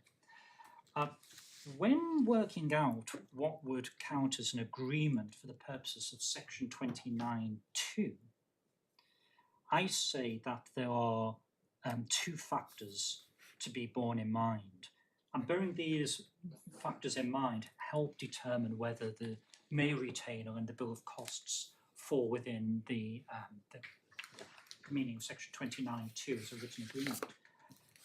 The first is the point that's explained in detail in my skeleton argument, namely that a charging clause in a will is to be strictly construed, and that is relevant because what section 29(2 does is to imply into a will a mechanism for what is in effect a charging clause. Now,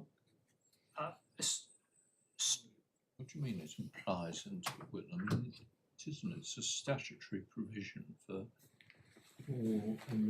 for authorising. I mean, a statutory provision which enables the PRs or trustees, as the case may be, to agree a form of remuneration, notwithstanding there's no charging clause in the will. well, I say that what Section 29 does is it acts in the place of a charging clause, where the will or the document doesn't provide otherwise, and that as a result, It's an alternative to a charging clause in the will. indeed, but it serves the same purpose, and so I say that as a result, the trite law relating to the need for strict construction of a charging clause applies actually when looking at the meaning of Section 29(2).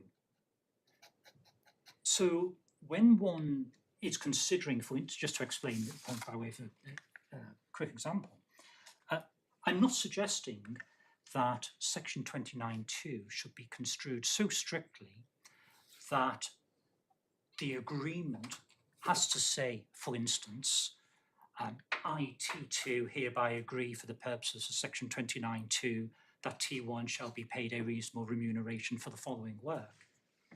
But what I do say is that it is not sufficient, especially when bearing in mind a strict construction of Section 29(2), it is not sufficient for the defendant to obtain documents that were prepared for a wholly different purpose, namely the may retainer and the bill of costs, and to seek to shoehorn that into the provisions of Section 29(2), in effect seeking to couple together written consent for the purposes of Section 29(2). But it's got to be an agreement in writing for the remuneration of the trustee or PR in question. Yes. Or whatever services are in it relates to. That's what it's got to be. I mean, I'm not sure one has to give Section 29, as you put it, a strict construction. I mean, it just simply says that the trustees for the time being can agree, can enter into an agreement in writing that the trustee can be remunerated for his services. So you've got to find something in either of those documents which matches that provision, that description. Well, my lord, I won't push the strict construction point. I hear what your lordship says.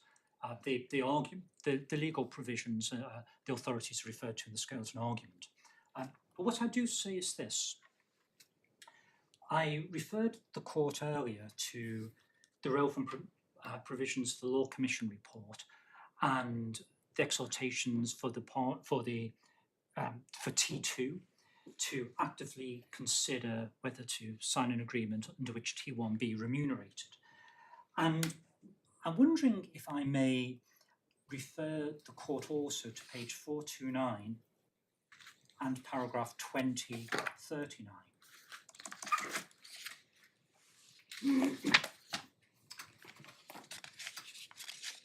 Now, I referred the court to this a few minutes ago in a slightly different context, but after the first four lines that refer to the parties considering the interest of present and future beneficiaries, we see this towards the end of line 4.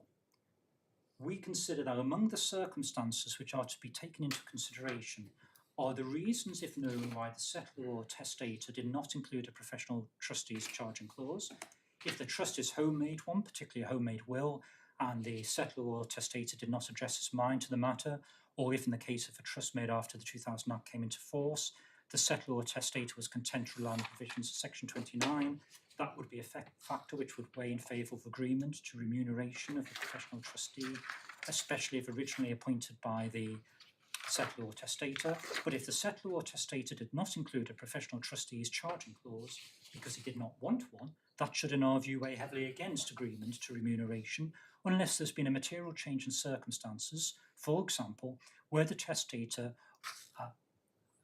where the settlor or testator originally appointed late trustees and they are no longer willing to act or have proved to be incompetent or worse, or no other suitable lay trustees are available. The reason I refer the court to these provisions as follows. It's not. Can you? Sorry, just what is this? Is this Lewin or? No, this is. I think it is Lewin. Oh, I'm very sorry. It is Lewin. Yes. Yes. And this is talking about the considerations or the matters to be taken into account before you enter into a Section 29(2) agreement. Yes. Yeah. Now, the reason I mention this is the following. It is not the case that for Section 29(2) agreement to take effect, one must have to prove that T2 agreed considered the various matters set out in that paragraph of Lewin. However, when one sees that paragraph in Lewin, and when one refers to the passage to which I've already referred your lordships in the Law Commission report, it is apparent that what Parliament had in mind with this subsection is T2 actively considering all relevant factors before coming to a decision as to whether to agree that T1 should be remunerated. And I say that that is really crucial when one then looks at the bill of costs and the May retainer to see whether those documents constitute the kind of document that Parliament had in mind by requiring a written agreement under Section 29(2). This is the view of the editors of Lewin as to what the trustees should do before they enter into that agreement. But I mean, whether they actually do it doesn't mean it's not an agreement within Section 29. I mean, these aren't statutory provisions. Well, indeed, and that's why I preceded my comment by saying I am not saying that's an agreement. It's not a valid Section 29 agreement, unless the trustees consider those matters. That is very much not my case. But what my case is that, as referred to by the Law Commission and in Lewin, what Parliament had in mind was T2 actively considering whether to agree to remunerate and then entering an agreement that says so. And I say that that really does point towards a different type of beast than what we have in the May retainer and the bill of costs, which I say the defendant is trying to shoehorn into the wording of Section 29(2). Now you're passing on to another point, are you? Well, I was just going to make a couple of specific points about the May retainer and the bill of costs. I would suggest that they're one-line points because you haven't yet dealt with inherent That's jurisdiction right. and you haven't got very long. I'm grateful. Well, when considering whether the May retainer extends to work carried out in the role as executor, I do remind the court of the passage. I've already mentioned it. It's paragraph 61 in Mr. Justice Cavanagh's judgment, page 86, which is his reference to what the Law Society Practice Note states should be made clear at the outset. Is that one point? Let's get your other point, and Indeed, then I think you ought to deal with inherent jurisdiction. Indeed. As regards bill of costs, you will have taken the point about retrospectivity, but as well as that, and as well as the points made in the Skelton argument, I do also just add the following matter. The fact that Section 29(2) refers to a written agreement is very different to if it had referred to written approval or written consent. What is needed is that this is agreed in writing, and an agreement requires consideration. Okay. I think we've got it as a one-liner. Certainly. I think you need to move on to inherent Great. jurisdiction. Well, I think I can do that now. So I'm grateful to the court for bearing with me.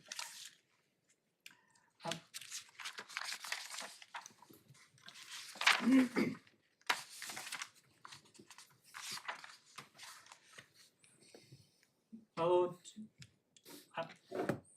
my learned friend's submissions started with the Worthington case, and your lordships will have noted that before the Worthington case, there was very little by way of the cases relied upon either by my learned friend or in that case that touched upon the basis of the jurisdiction.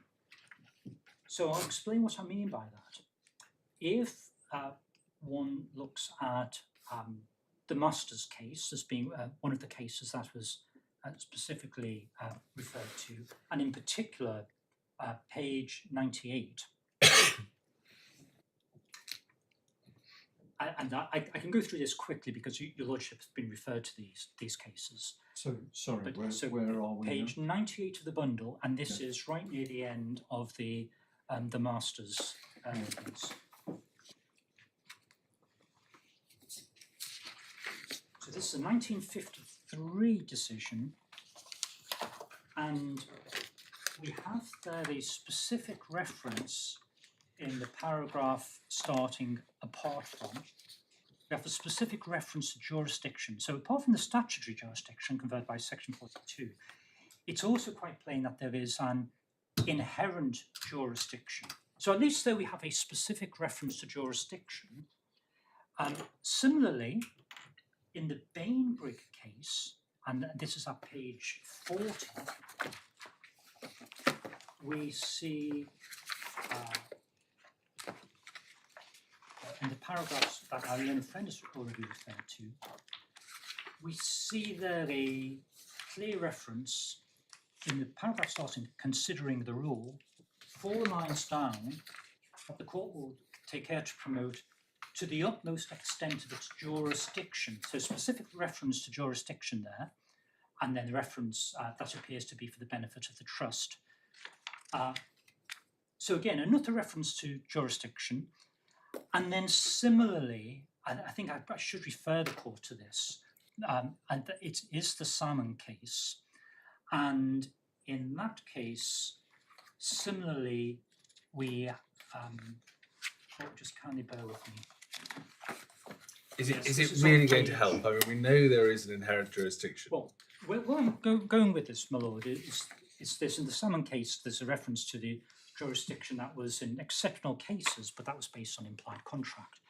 Now, by the time the matter came before the court in Worthington, among the cases we've seen in this case, they were the only ones that specifically referred to a jurisdictional basis of the decision being reached. So in the other cases, going back to Marshall and Forster, in particular, there's no discussion as to jurisdiction. There's simply an order in terms that the relief is being granted or not, as the case may be.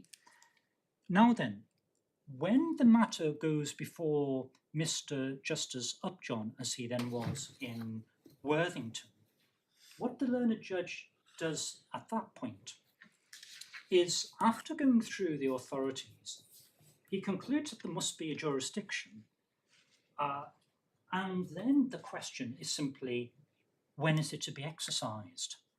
And your lordships will have noted so I needn't go through this in huge detail. On page 101, we have the line halfway down the page. It is equally clear that although the court has a jurisdiction to allow remuneration, it should only be exercised sparingly and in exceptional cases. Now, my learned friend says that it should be when the jurisdiction arises and when it should be exercised are to be consistent. But actually, that doesn't seem to be what Mr. Justice Upjohn is saying. And of course, what he's doing is he's already identified the existence of the jurisdiction. He is construing what happened in the cases that he has described as being cases in which, when that jurisdiction was exercised, the circumstances were exceptional, and that therefore that is suggestive of exercising that jurisdiction only sparingly. My learned friend seems to have been suggesting, well, what he actually did was to say that the jurisdiction only arises in exceptional circumstances, and therefore he got it wrong because the cases he cited do not say that. I respectfully say that that is not an accurate summary of what Mr. Justice Upjohn is saying in that judgment. So you're saying it's not an exceptional, it doesn't require you to show an exceptional case? To exercise the jurisdiction requires exceptionality, and for that reason the jurisdiction is to be exercised sparingly. But when the jurisdiction arises, has been expressed in slightly different terms over the years, but it would appear to be the case now that where that jurisdiction arises is where required for the good administration of the trusts. So where it's required for the good administration of the trust, there is a jurisdiction, but when it's to be exercised, that's to be in exceptional circumstances, and therefore it is to be exercised sparingly.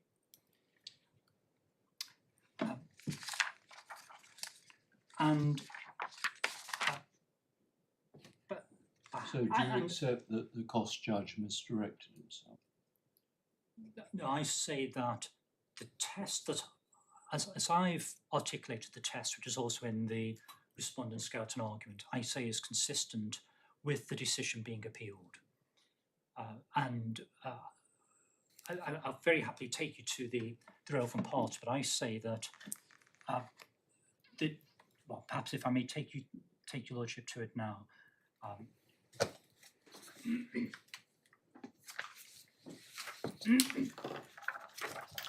So if we turn to Mr. Justice Cavanagh's judgment,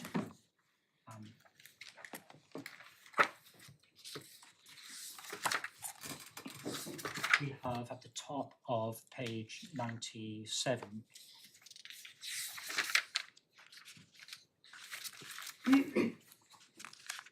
in the light of the authorities, should the Boardman jurisdiction be exercised only sparingly and in exceptional circumstances, first line, for the reasons set out below, the answer is yes. And I say within that judgment, I say it appears several times, but the final line of paragraph 108 is making clear that this is the exercise of the jurisdiction. At the fourth line of paragraph 109 refers to the text, which I'll briefly take you to in a moment, but those texts also make clear that this is the exercise that is exceptional and sparing. Similarly, paragraph 112, fourth line down, it must be exercised sparingly and in exceptional circumstances. I'd say that is very much consistent with the judgment. So I think what you need to do speedily, very speedily, is bring out the key points that you say confirm that the jurisdiction is to be exercised sparingly and in exceptional circumstances. Certainly. Well, your lordship has already been referred, albeit very briefly, to the Guinness and Saunders case. If I may say, it appeared from the comments from the bench that this was a case your lordships had a chance to have a brief look at. The judgment is on page 218 of the bundle, and we see at page 249 Lord Templeman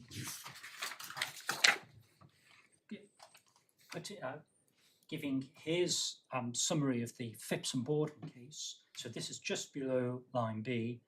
Phipps and Boardman decides on exceptional circumstances a court of equity may award remuneration to the trustee. And then we have Lord Gough on page 255. I don't think I need to go through this in detail because the matter. I have to say that even if you wish to, you really don't have time. I'm grateful. Well, in that case, I'm wondering if I may do this, if I could go straight to the Norfolk case, because this probably is where we have the key issue. My lords, if you would kindly turn to the first instance decision in the Duke of Norfolk, and in particular, I'll invite you to turn to page 157. Now, at this point, Mr. Justice Walton has gone through the relevant cases, and then he starts the following passage. He says, these then, being the main cases on the question of inherent jurisdiction to award remuneration to a trustee, if placed together with the principles which govern the nature of such a remuneration, they appear to me to justify the following summary. And then we have 5 bullet points. The first one, the jurisdiction is a wholly exceptional one to be exercised sparingly. Now, that's not quite the test as I'm articulating it. But what I'm asking your lordships to note is that his bullet point 1 was that. Now then, if your lordships will turn to the Court of Appeal judgment, and in particular to page 176, letter E, your lordships will see that what Lord Justice Fox does is to summarise what Mr. Justice Walton said within that passage that we've just looked at. So this is the paragraph in the present case. The conclusions which Mr. Justice Walton reached were broadly as follows. And yet what is apparent is that within Lord Justice Fox's summary, he doesn't actually repeat the requirement for exceptionality that we've just seen at bullet point 1.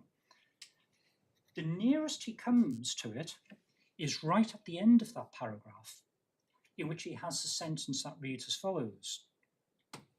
And while that justified the authorising of payments for work of a wholly exceptional nature, it gave no basis for any inherent jurisdiction to increase the level of Setco's fees for the future.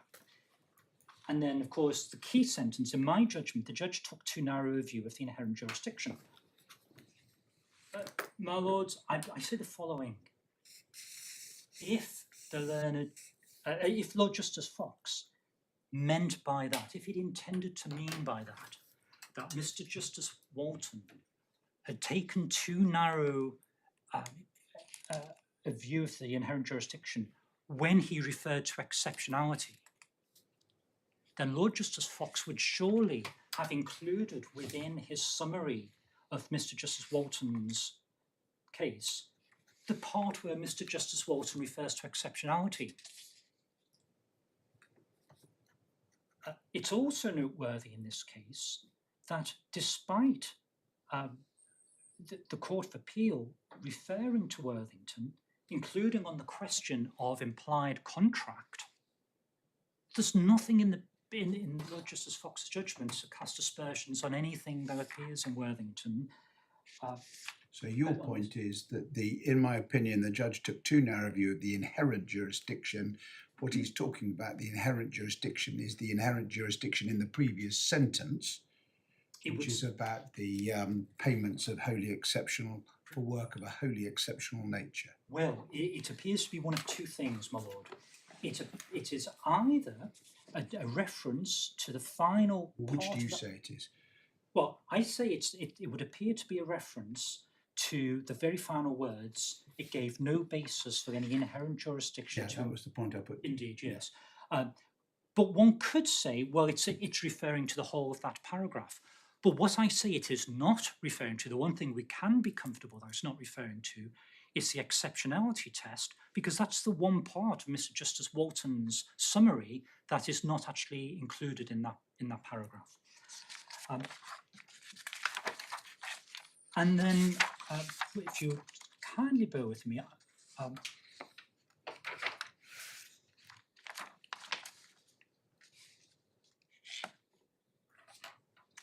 my final points can be possibly predictable, so I will go through them quickly. I say I have 5 minutes and I won't trespass beyond that. I say that clearly, when one looks at a case such as Foster and Spencer, which is the cricket club case to which my learned friend has already referred the court, which is at page 271, the facts of that case were exceptional. The work being carried out by the trustees, they're wholly outside their contemplation upon appointment. It's a very different case to the present one. Similarly, when looking at Perotti, I do accept that it follows from what I have said that the construction of the Norfolk decision is different to that taken in the Perotti case. And similarly, I say that with some chagrin, given the eminence of the Lord Newberger as he became. But of course, the court will be aware that despite my learned friend suggesting that there are similarities between the present case and Perotti, in fact, they are superficial at best. This is not a case involving an infamous litigant in person being an extremely difficult party for the other executor to have to deal with. What I'll do, though, if I may, is concentrate on the key points that need to be resolved, namely discretion and in particular in view of evidence.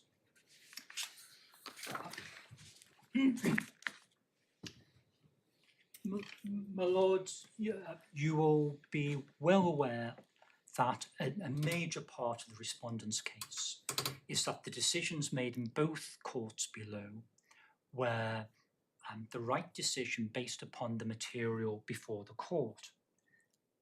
My learned friend suggests, well, surely there was information before both judges that justified a conclusion that both courts got the exercise of the discretion wrong. I say the following.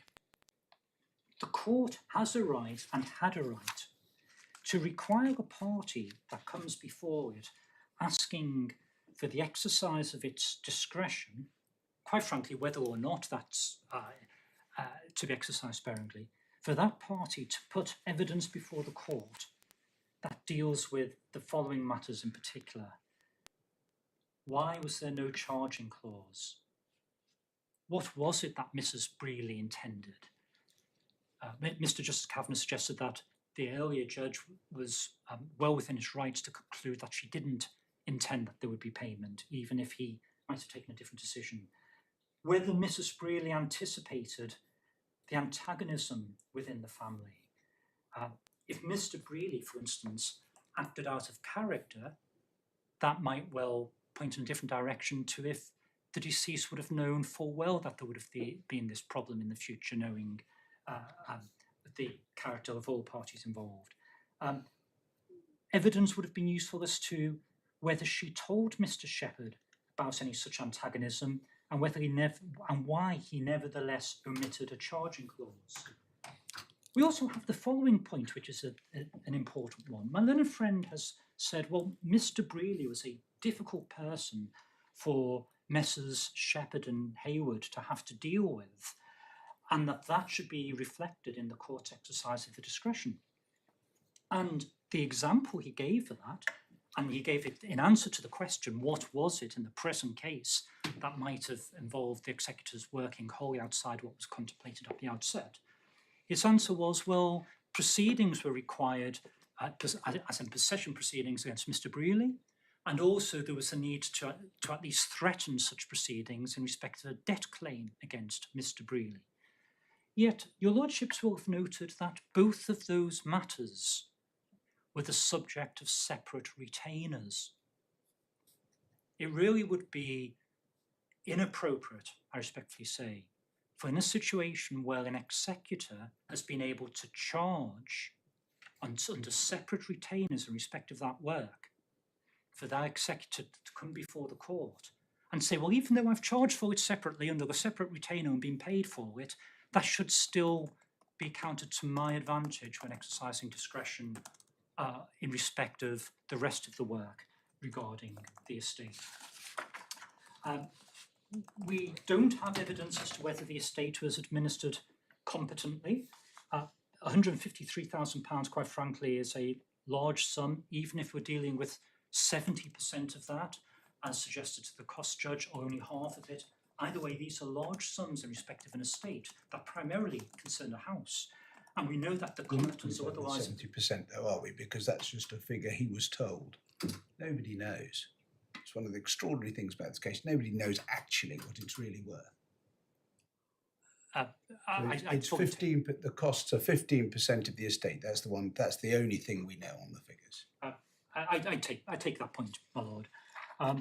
And what we don't know is why Mr. Shepherd sought to claim fees without asking the beneficiaries in advance. Why he didn't apply for approval from the court sooner. Why he didn't seek prospective authority under Section 29. We know literally none of this. And for my learned friend to say, well, we have a few facts that favour him, I respectfully say, quite frankly, isn't good enough. And very final point. My learned friend might say something like this. Well, the original decision of the cost judge, when exercising discretion, was based on a small number of factors. In particular, it was an estoppel type argument was raised at one point, and there were, I think, the 3 or 4 other matters mentioned by the learned cost judge. My learned friend seems to be saying, well, those factors are not all the relevant ones. So either way you look at it, the learned cost judge did not consider everything he ought. But I do respectfully say this. The factors that the learned cost judge considered when exercising his discretion were the factors that the defendant's counsel had asked him to consider, and which the defendant's counsel had placed weight upon in seeking to persuade the learned judge to exercise his discretion in the defendant's favour. So it ill behoves the defendants to now say, well, actually, those matters weren't sufficient or weren't relevant in any event. I've galloped through my last submissions. There is one final question to ask. Suppose that we were with Mr. Cohen in thinking that the master's decision was vulnerable and needed to be looked at again. Mr. Cohen says, well, you remit the matter to the master. Would that also be your position? Yes. Yeah. And can I, so Mr. Cohen can comment on this, if it I mean, we now know that both the master and the judge were wrong about section 71.3. Is that going to mean that the question of quantum is going to become live again in these proceedings or not? The quantum of well, forgive me, I should take a step back. Those instructing me have lodged an application for permission to appeal against the June decision of the cost judge. That's the that's got to be dealt with by a separate appeal. Yes. Now, if that decision goes in the claimant's favour, then that would mean that the cost of administering the estate, rather than being determined under the so-called blue pencil test of Tim Martin, would instead be determined under, if like, the Koenig test. So that would appear to admit of arguments relating to quantum. As regards the costs of work carried out in the role of executor, well, that clearly, if I win this appeal, then there's no issue there on the basis that those costs of being an executor are not recoverable in any event. If I lose this appeal, and so that matter becomes part of the detailed assessment, then it would appear that would admit of arguments relating to quantum post-Koenig. Okay.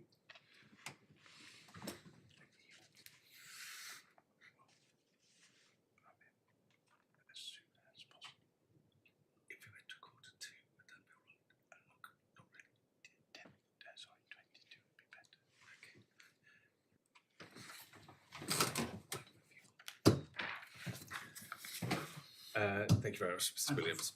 Mr. Cohen, I'm hopeful you have very little to say in reply, and there is very little time.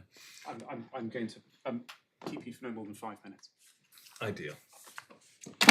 I've got a number of disparate points. I'm going to take them out of order. The first point goes to this idea of being an executor in the will. What it means is that you are nominated as executor. It then vests in you. You then have the choice as to whether to accept or to reject. But the key here is that you are nominated. It's being put forward for anything else. You're nominated, you can then accept or reject. And importantly, you are not deemed to accept at any stage. That is simply a nomination. Point 2 is my learned friend suggested that if one person went to another and said, would you agree the remuneration, they would be intermeddling. That's wrong.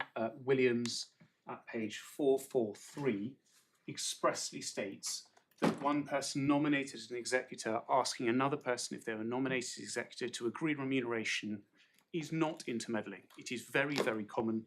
It's paragraph 6.43 on page 443. It is very common for solicitor trustees who have not got an express charging clause to ask others, and if they say no, they do not take the office. Again, they've been nominated, they choose not to.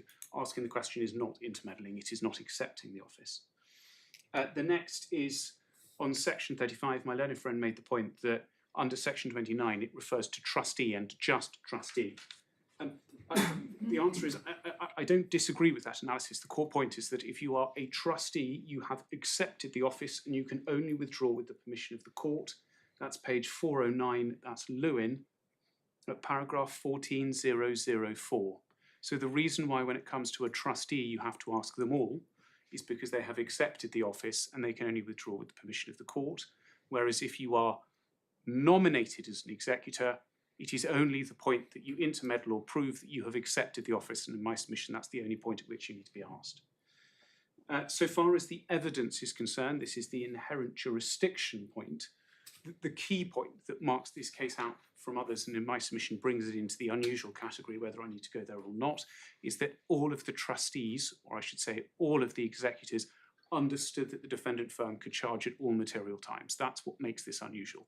It's not like a cricket club case where you go in, you'll think you're doing it for free and it becomes a very different exercise. This is a case in which the defendant firm always understood, as did all of the trustees, that it had the right to charge for the services.